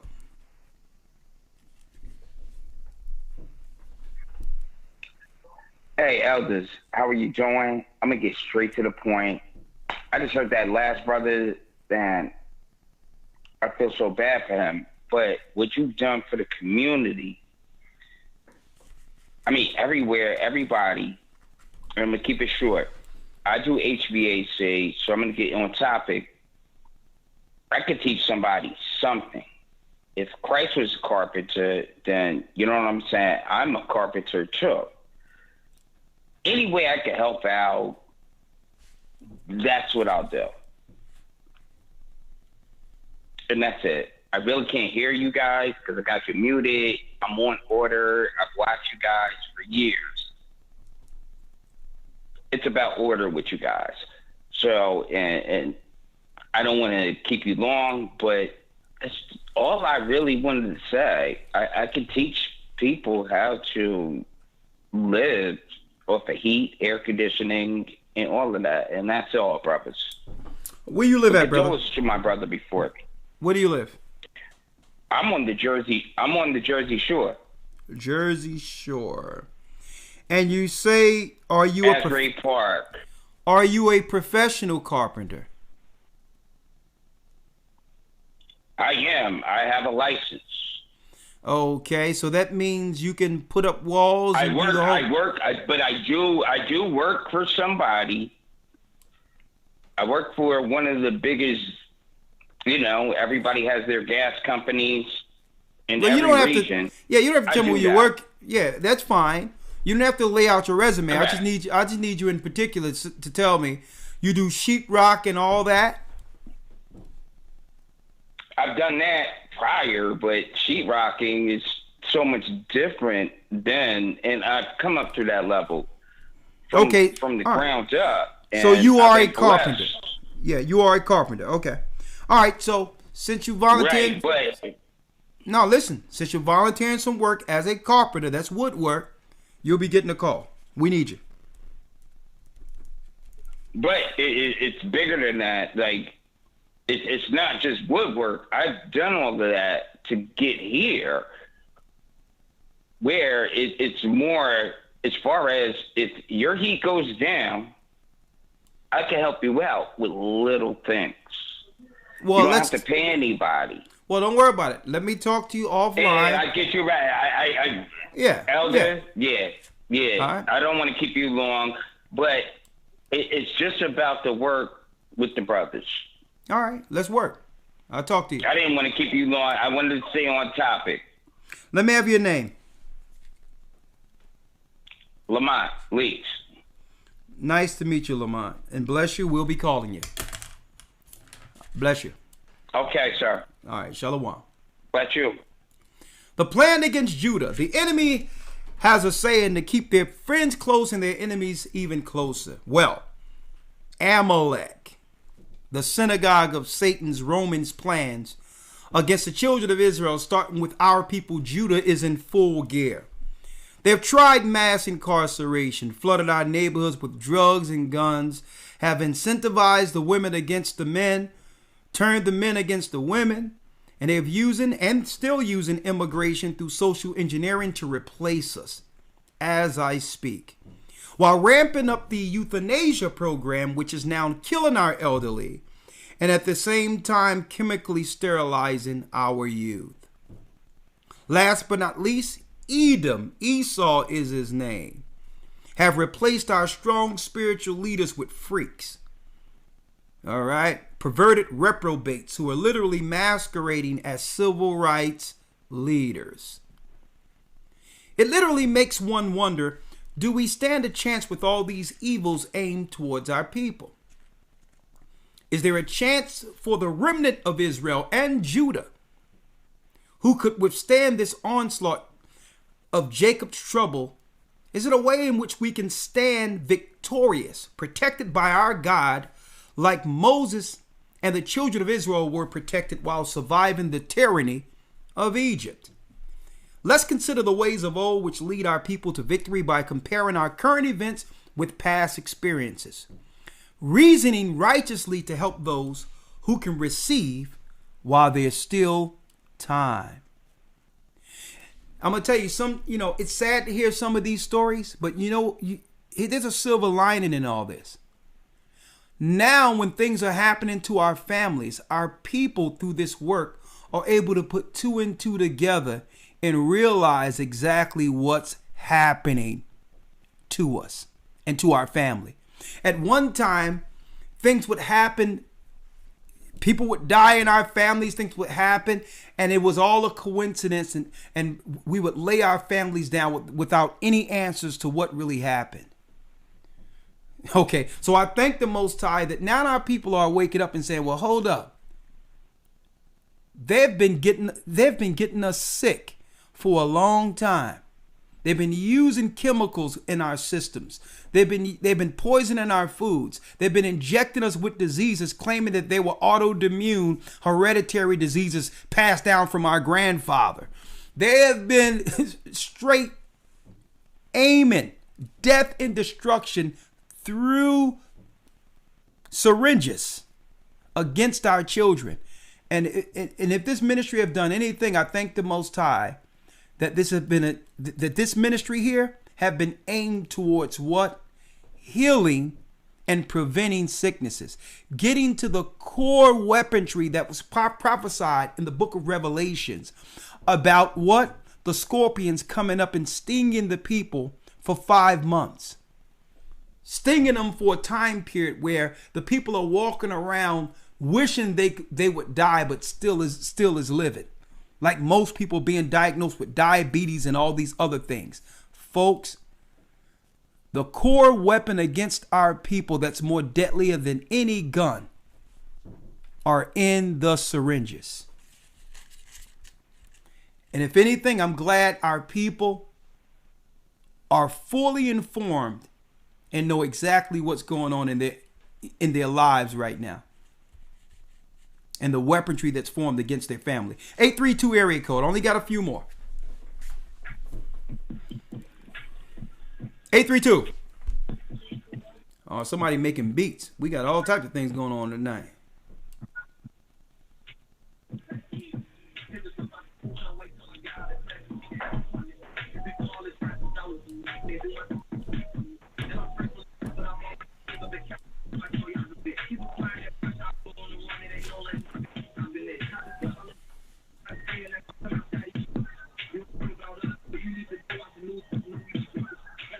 Well, making beats.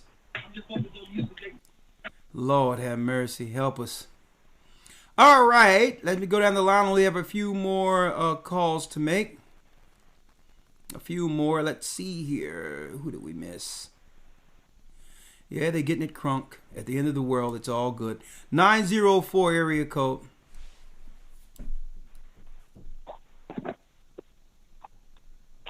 Hello? Shalom, you're live with the Gathering of Christ Church. Oh, man. Shalom, elders. My name is Travis. I was originally from the Florida body. Yeah. I just moved to Texas. And I had called you a few months ago stating that you're my hero, man. I appreciate everything that you do, man. Thank you, man. I appreciate it. But my question is,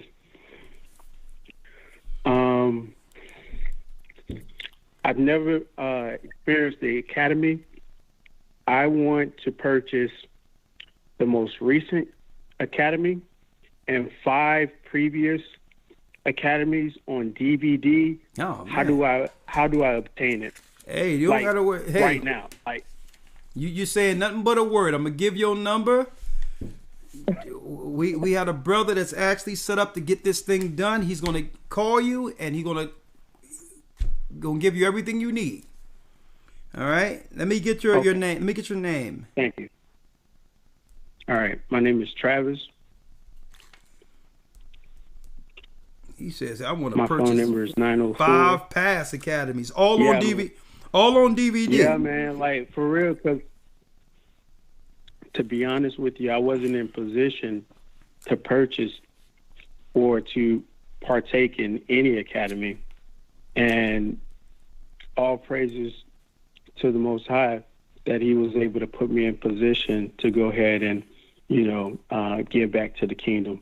So at the end of the day, I appreciate you. I appreciate the body for baptism in Vero Beach. It was just a beautiful experience, man. I mean, when we went there, I went there with a friend. We all got baptized. We were in all white. It was just a beautiful experience, man. And ever since then, I've been following you guys for about 3 to 4 years. And it's just been a beautiful experience. I appreciate everything that you and Elder Lawyer, big up the Elder Lawyer. I've been trying to get in contact with you via email, man. about this purchase, but I appreciate everything that you guys do, and I appreciate it. I do want to make this purchase. Like, if you call me tonight, I'm making this purchase like right now. Well, I'm going to give his number to you, to him tomorrow. Your number will be given to him tomorrow. James. Look for a phone call. Okay. Be expecting a call, and we're going to see how much we can get to you. I know we just started boxing the videos, but these videos were specifically for those who are already in the academy. So the first batch goes to those in the academy who just wanted to make sure that purchase, because you can put it, we're going to make it where it's like books, where you can put it on the shelves with the rest of your books, open it up, and your DVDs are right there. So the first batch goes to those who are in the academy. So usually this is a caveat for those who are actually in the academy as an option for purchase. We're really not doing the thing where we're looking in past 5, even though we have the videos there. But we're going to see. I can't promise you because it's out of my position when it comes to that stuff. That's separate. Yeah. But I'm going to give you the number to the brother who's in charge of that and see what we can do for you, okay? All right. I appreciate it, man. And again, man, I truly love you, man. Thank you, man. I appreciate it. Man. Thank you, man. I appreciate it. Yeah. Man, it's good to be appreciated. Bless you, brother. All right. Shalom. You too. All right. Shalom. Shalom. All right. We only have one more call. Let's see. Let me see. 1 or 2. I'll take a few. I'll take a few, and then we have to break down. 409 area code. And what I'm going to do, Elder Lawyer, what I'm thinking about doing is the week leading up to the Passover. Elder Lawyer? Yes, sir. I'll be looking to get people to that water that's here on the East Coast and go out to the ponds or open up our pools that we have for the baptisms and just get in that all white and just take them to the water, man, and number. Absolutely. Getting our brothers and sisters kingdom ready leading up to the Passover. That's going to be a beautiful thing just to have us all just in that all white, just bringing souls to the Almighty that day. It's going to be a blessed week. We're looking to baptize all the way up into the Passover. So, all right. Absolutely. So, only have a few more calls. Let's see. I had some people making beats. We have another one. It was a rough deal. It's an Adam and Eve vibration happening. Like I told you not to eat that thing, and we had to get off that call. 267 area code. Shalom. How are Shalom. you? Talk to me. I'm good. So my name is Sister Mayam. In the North Carolina body. Yeah. And I had an experience with my family that my husband felt that I should share with you guys. Okay. So last Tuesday, I get a call from family stating that I had an uncle that passed away. And later on, my uncle, we knew he had an issue with diabetes. And then the next day, my father informed me that morning that he passed, he received the vaccine.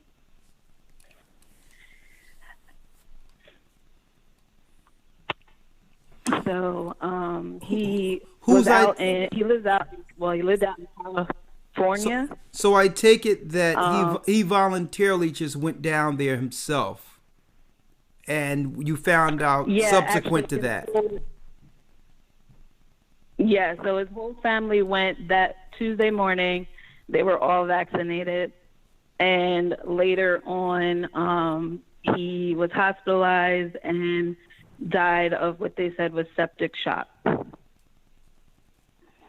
I'm sorry to hear that. Let me ask, did you warn your family before all of this? The main person I'm really close with is just more so like my immediate family is my father, my mother. I've been talking to my father numerous of times. regarding, the vaccine, just everything that's going on. And this kind of put him more so, he's saying that shot killed him. That shot, like that's his take on it. So I already know he gonna, that was confirmation for him, on just things that I've been telling him. The extended family, uncles and aunts, I don't really communicate with them too much, but I do plan on, I'm originally from Pennsylvania, so I'm actually planning on taking a trip up there, and I'll be speaking with a lot more of my family this weekend. So I'm really sorry for your loss, and I just pray that the Most High receive him into paradise, into habitations. And I'm gonna tell you, but all in all, no one gets away. No one gets away. No. But right now, all throughout the earth, there is what they call the thinning of the herd, the sacrifice to the gods. And what they're doing through all this is they're collecting souls. On a spiritual level, I'm breaking down what this really is. When it comes to wars, those are sacrifice to the gods. And even this is how they think about it. Now, whether or not we believe in it, it's a whole nother thing. But the more research I'm doing on the occult, the elite and all that, I mean, they find some level of satisfaction in one volunteering themselves over to their God. It's really an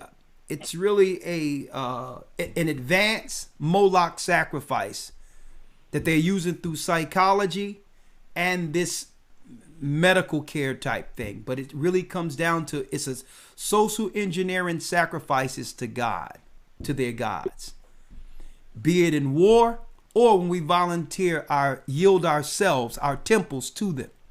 So it's best to warn the people because it's about thinning the herd. Let me tell you, I was amongst some, I heard some Asian guys talking earlier, and they was talking about this stuff. They were Chinese guys, and one guy he says nah. He kept on saying nah. I'm like, what are you talking about? Nah. It's some bad. That's going to be some bad stuff there. That's some bad stuff. And they was talking about the jabs. And so it seemed like everyone else understand what this is and are warning the people close to them. But no one is in our communities are standing up to protect our families. So, and my ear be to the ground. If I'm in the market, wherever I am, I hear people talking, and every other nations are warning their families against this. At the same time, it's being pushed on the media.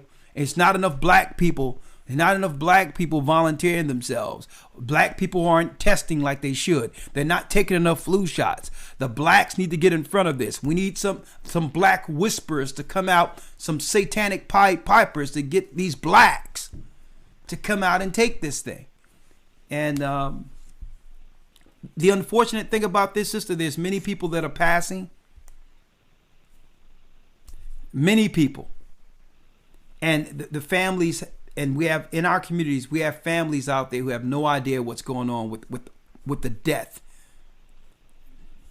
that's happening within our communities right now. And I mean, look at Hank Aaron. So again, sister, you have our condolences, okay? Go at it, Elder.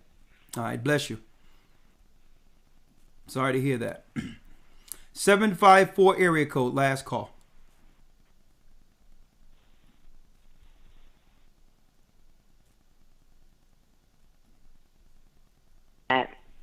The shadow of death. Shalom, Elder. Shalom, you weren't on earlier, were you? No, sir. Okay. Talk to us. You're live. Your name and location? I just want yes, Sister Mackenzie from the Florida body.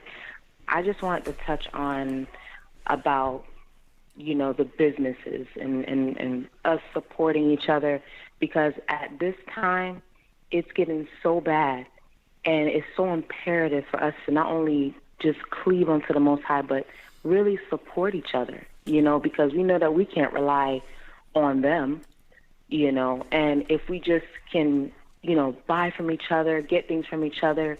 And it's crazy because the moment that we start buying more things from each other and supporting each other's businesses, their whole system starts crumbling. I mean, it's already crumbling, but their whole system starts to crumble because they rely so much on us. And, it would make a huge impact, just on us, just going to each other's restaurants or buying each other's products.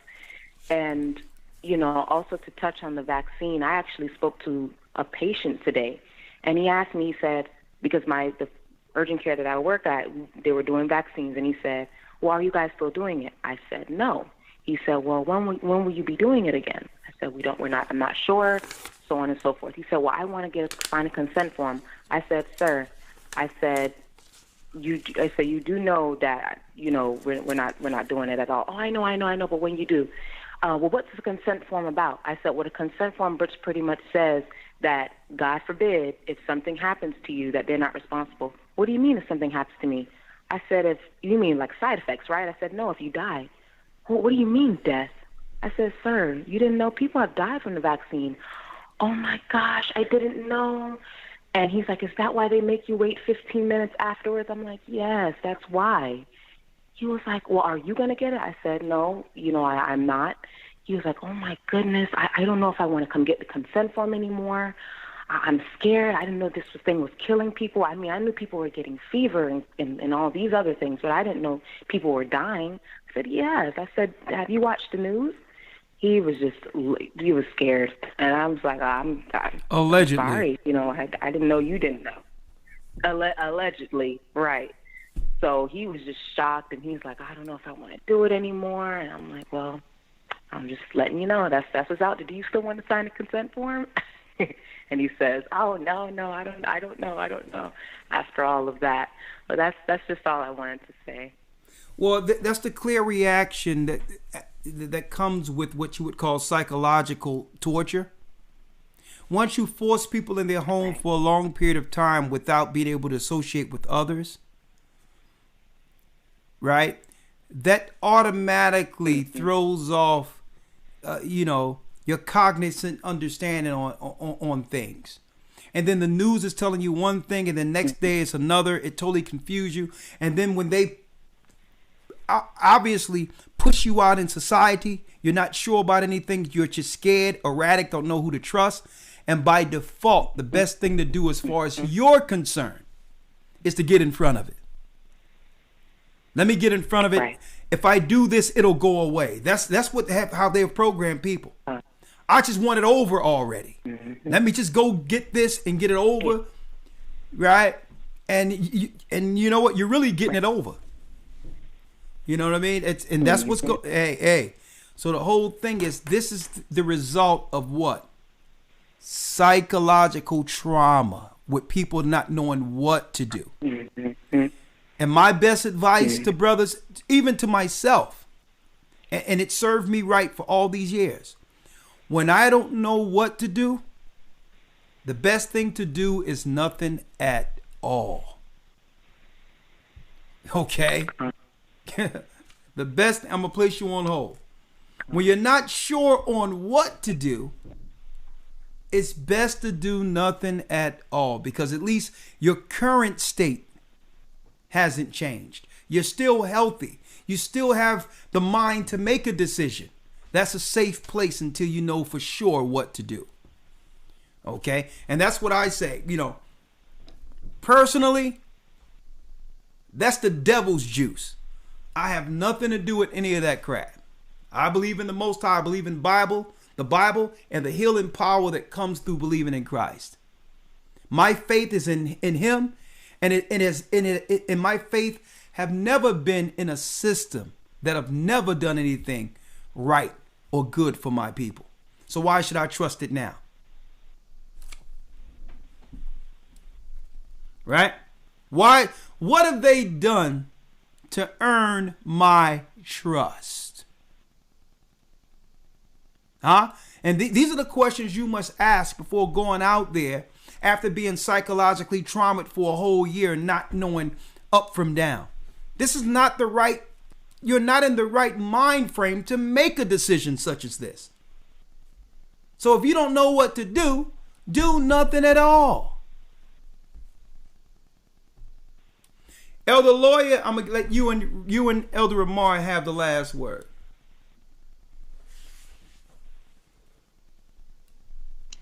Well, sir, at this point, I think it's all been said. It's been put forward. Just we have to remember to stay vigilant, stay sober in this time, and remember, as you just stated, when you don't know what to do, the best thing to do is nothing at all. Don't let anyone put you in a position where right now you're perfectly fine and you are pushed into a position through fear to do something that's against your betterment. That's going to really, that advice right there is going to really come in handy in these last days. So, but with that, I yield. It's all been said. Bless you. Bless you. Anything you would like to say, Elder Amar? And I'll just say excellent broadcast tonight, elders. Looking forward to the Academy this Sunday in Kwame Yasha Island. Kwame Yasha Island. We're going to go out with, that's right, A Slave's Journey. Right? Man, they thought they was going to keep the Lion of Judah down forever. Oh no. The children of Israel, through the Spirit of Christ and the gospel given to Peter, and through his ministry, that's right, the children of Israel are back. Ha ha! That's right. You can't stop the God of Israel. With that, I'm going to let this thing go out with You Got It. A Slave's Journey.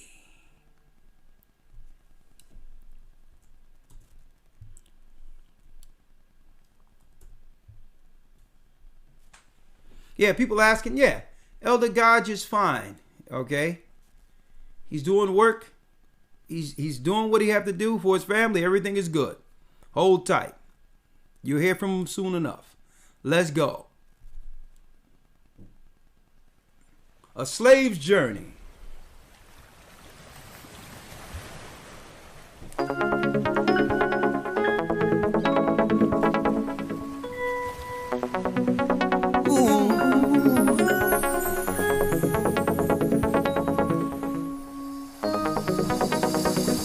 Living in a strange land where we don't belong. Subjugated to sin, very quiet a song. They came to our shore, took us away. Once kings and queens, relegated to slaves. Oh, bring me home to me, Jordan. Oh, love the water. Calling, she's a mother. I heard calling for me. She's calling. It's out in Babylon, all alone. It's coming to me. I'm remembering. It's to do around me. I'm praying to God, come set us free. Set us free. The nation's programmed our brains, but the other way, we were lost in shame. Living confused with no hope, walk around with my head hanging low. Spirit was crying for change, then you revealed your name. From the side of the north, a strong wind carried me. I seen a vision of this beautiful land. In the midst of the wind, I heard angels sing, welcome back home.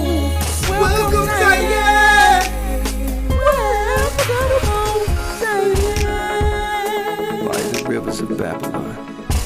There we sat down, yea, we wept when we remembered Zion.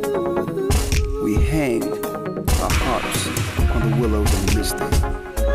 For there, David carried us away captive, required us a song. And they that wasted us required mirth, saying, sing us one of the songs.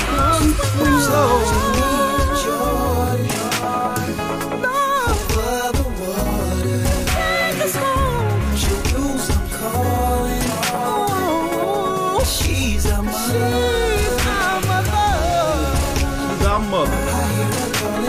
I hear her calling.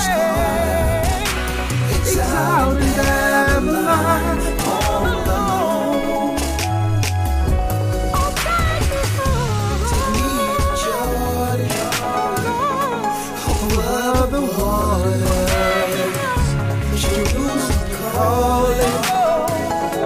She's our mother.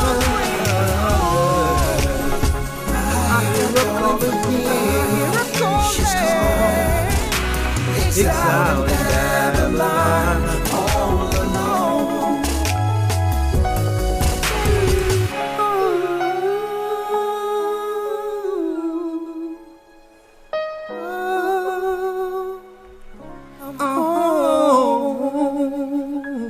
We're home.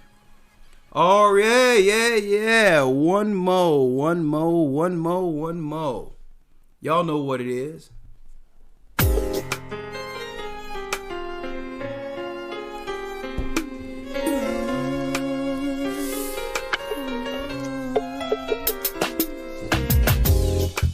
The East is where we're from. The 12 tribes of Israel. Shalom. In 721 BC, the Assyrian king, he took us down, we fell. With a great escape we went through the Euphrates.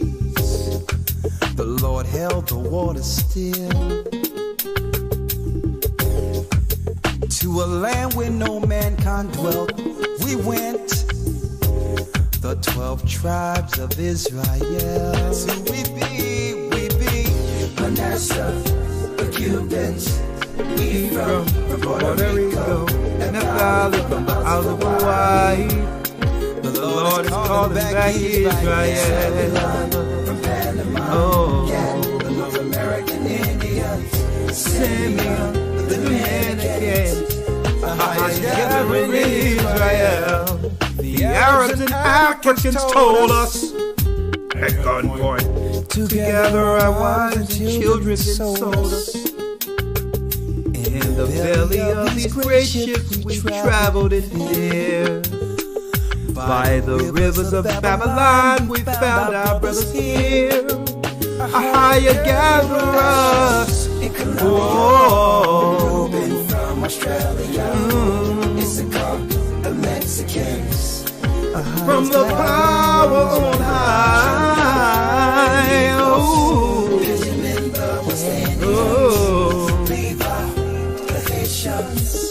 AHAYAH's gathering Israel.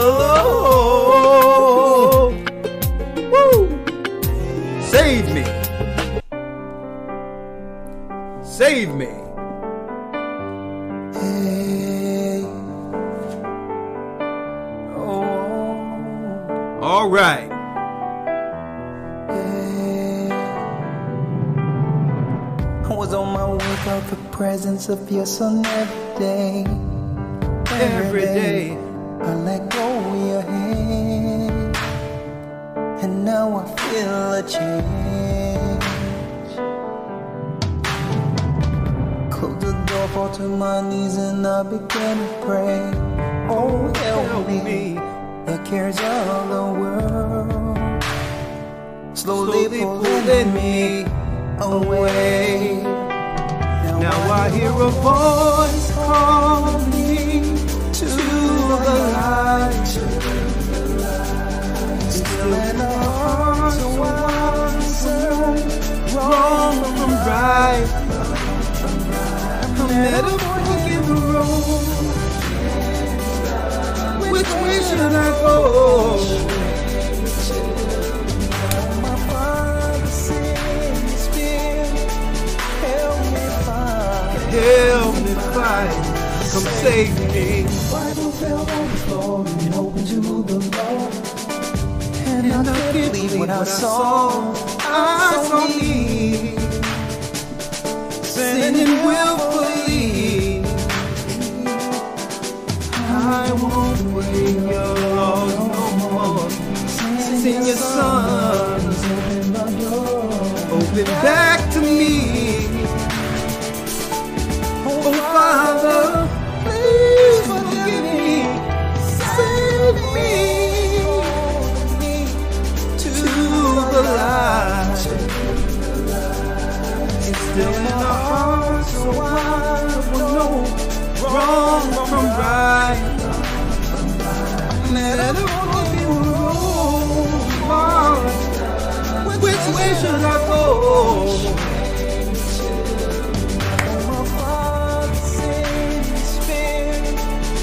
Help me find. Come save me. AHAYAH. Shut down me. I'm one of your sons of Jacob. Lord, I believe.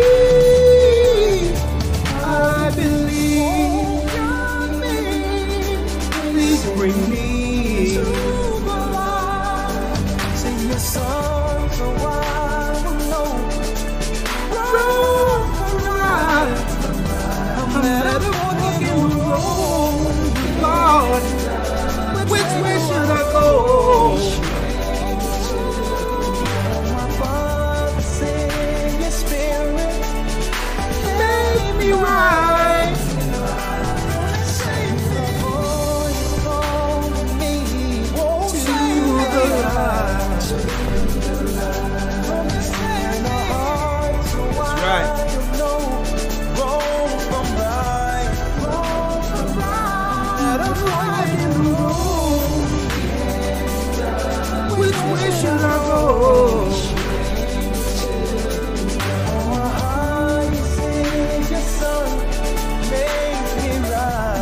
Make me right. Come save me.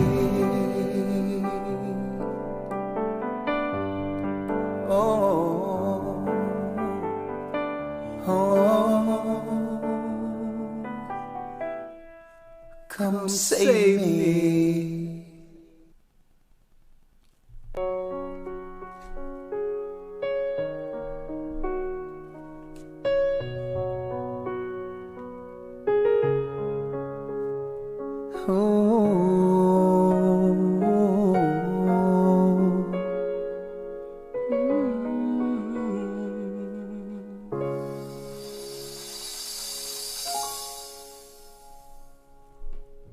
Saw you coming up to the tree.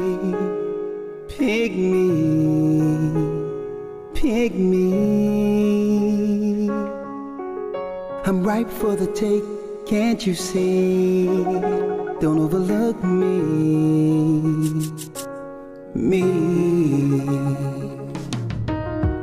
I've been waiting here every day watching you. Please come to this side before the wind cut me loose. I saw you coming up to the tree. Pick me. Unpicked fruit, woe is me. Catch me before I hit the land. I'm better than all left here, still hanging from this tree. Unpicked fruit, woe is me.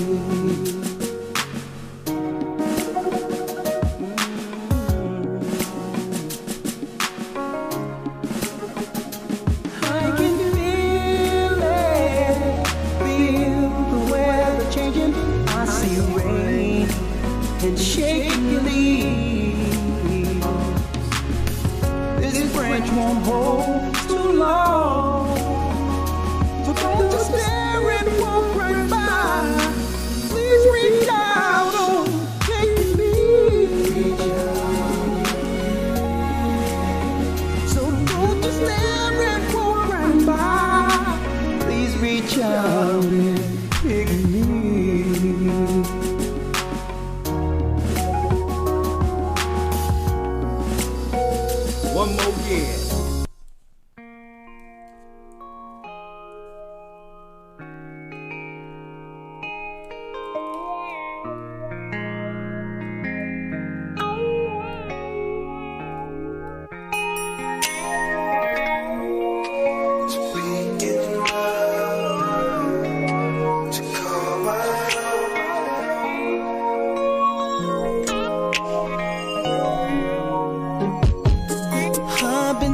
searching for someone like you. They say fairy tales aren't real, but you're a dream come true. Just when I thought my heart was lost, you came into my life. And when my world was upside down, you helped me make it right. I wanna know what it's like to be in love. Find someone just call my own. I wanna know what it's like to be in love. To find someone to call my own. I wanna know what it's like to be in love. To find someone just call my own. Let me know what it's like.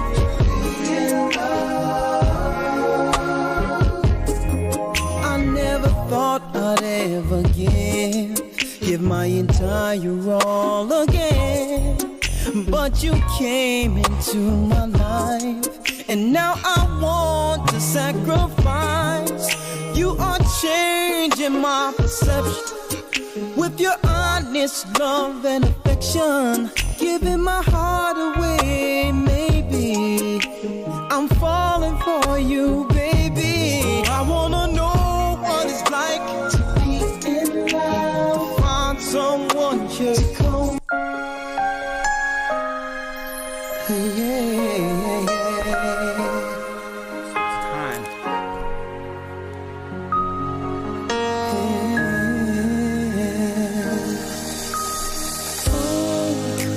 We've been through so much pain.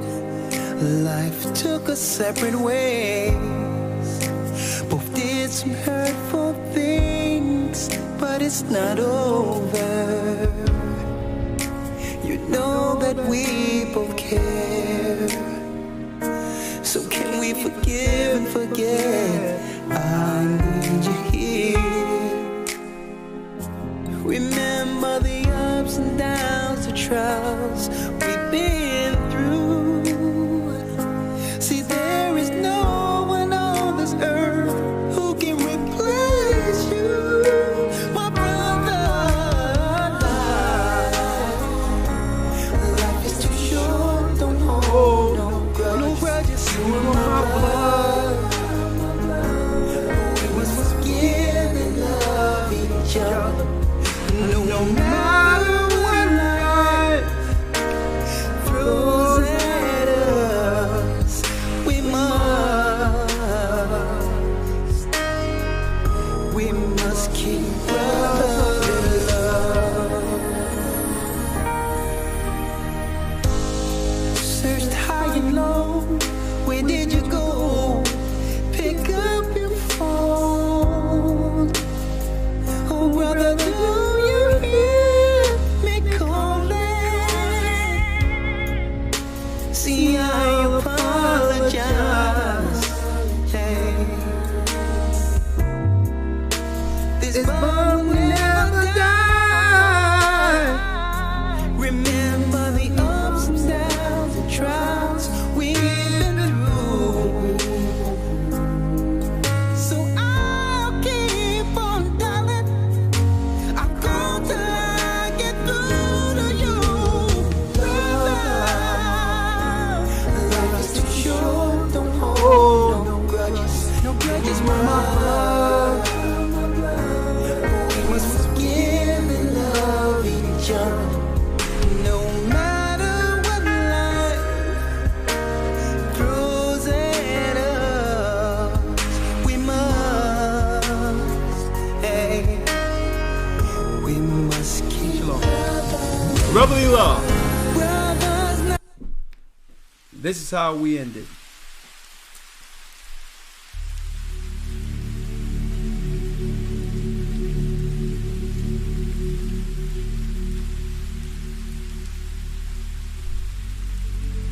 Our Father, which art in heaven, hallowed be thy name. Thy kingdom come, thy will be done, on earth as it is in heaven.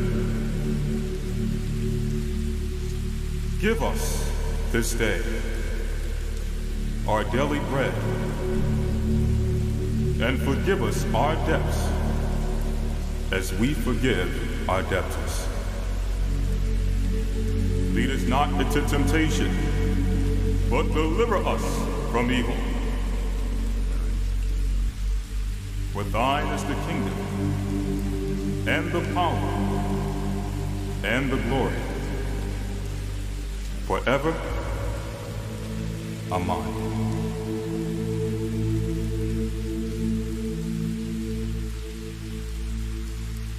Abba Noah, Shabbat Shemaya, Kodash Haya Shemcha Ahaya,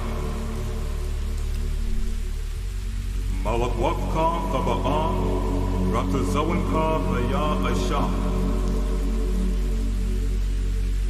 Ba'arataza Kawa, Haya Bashemaya,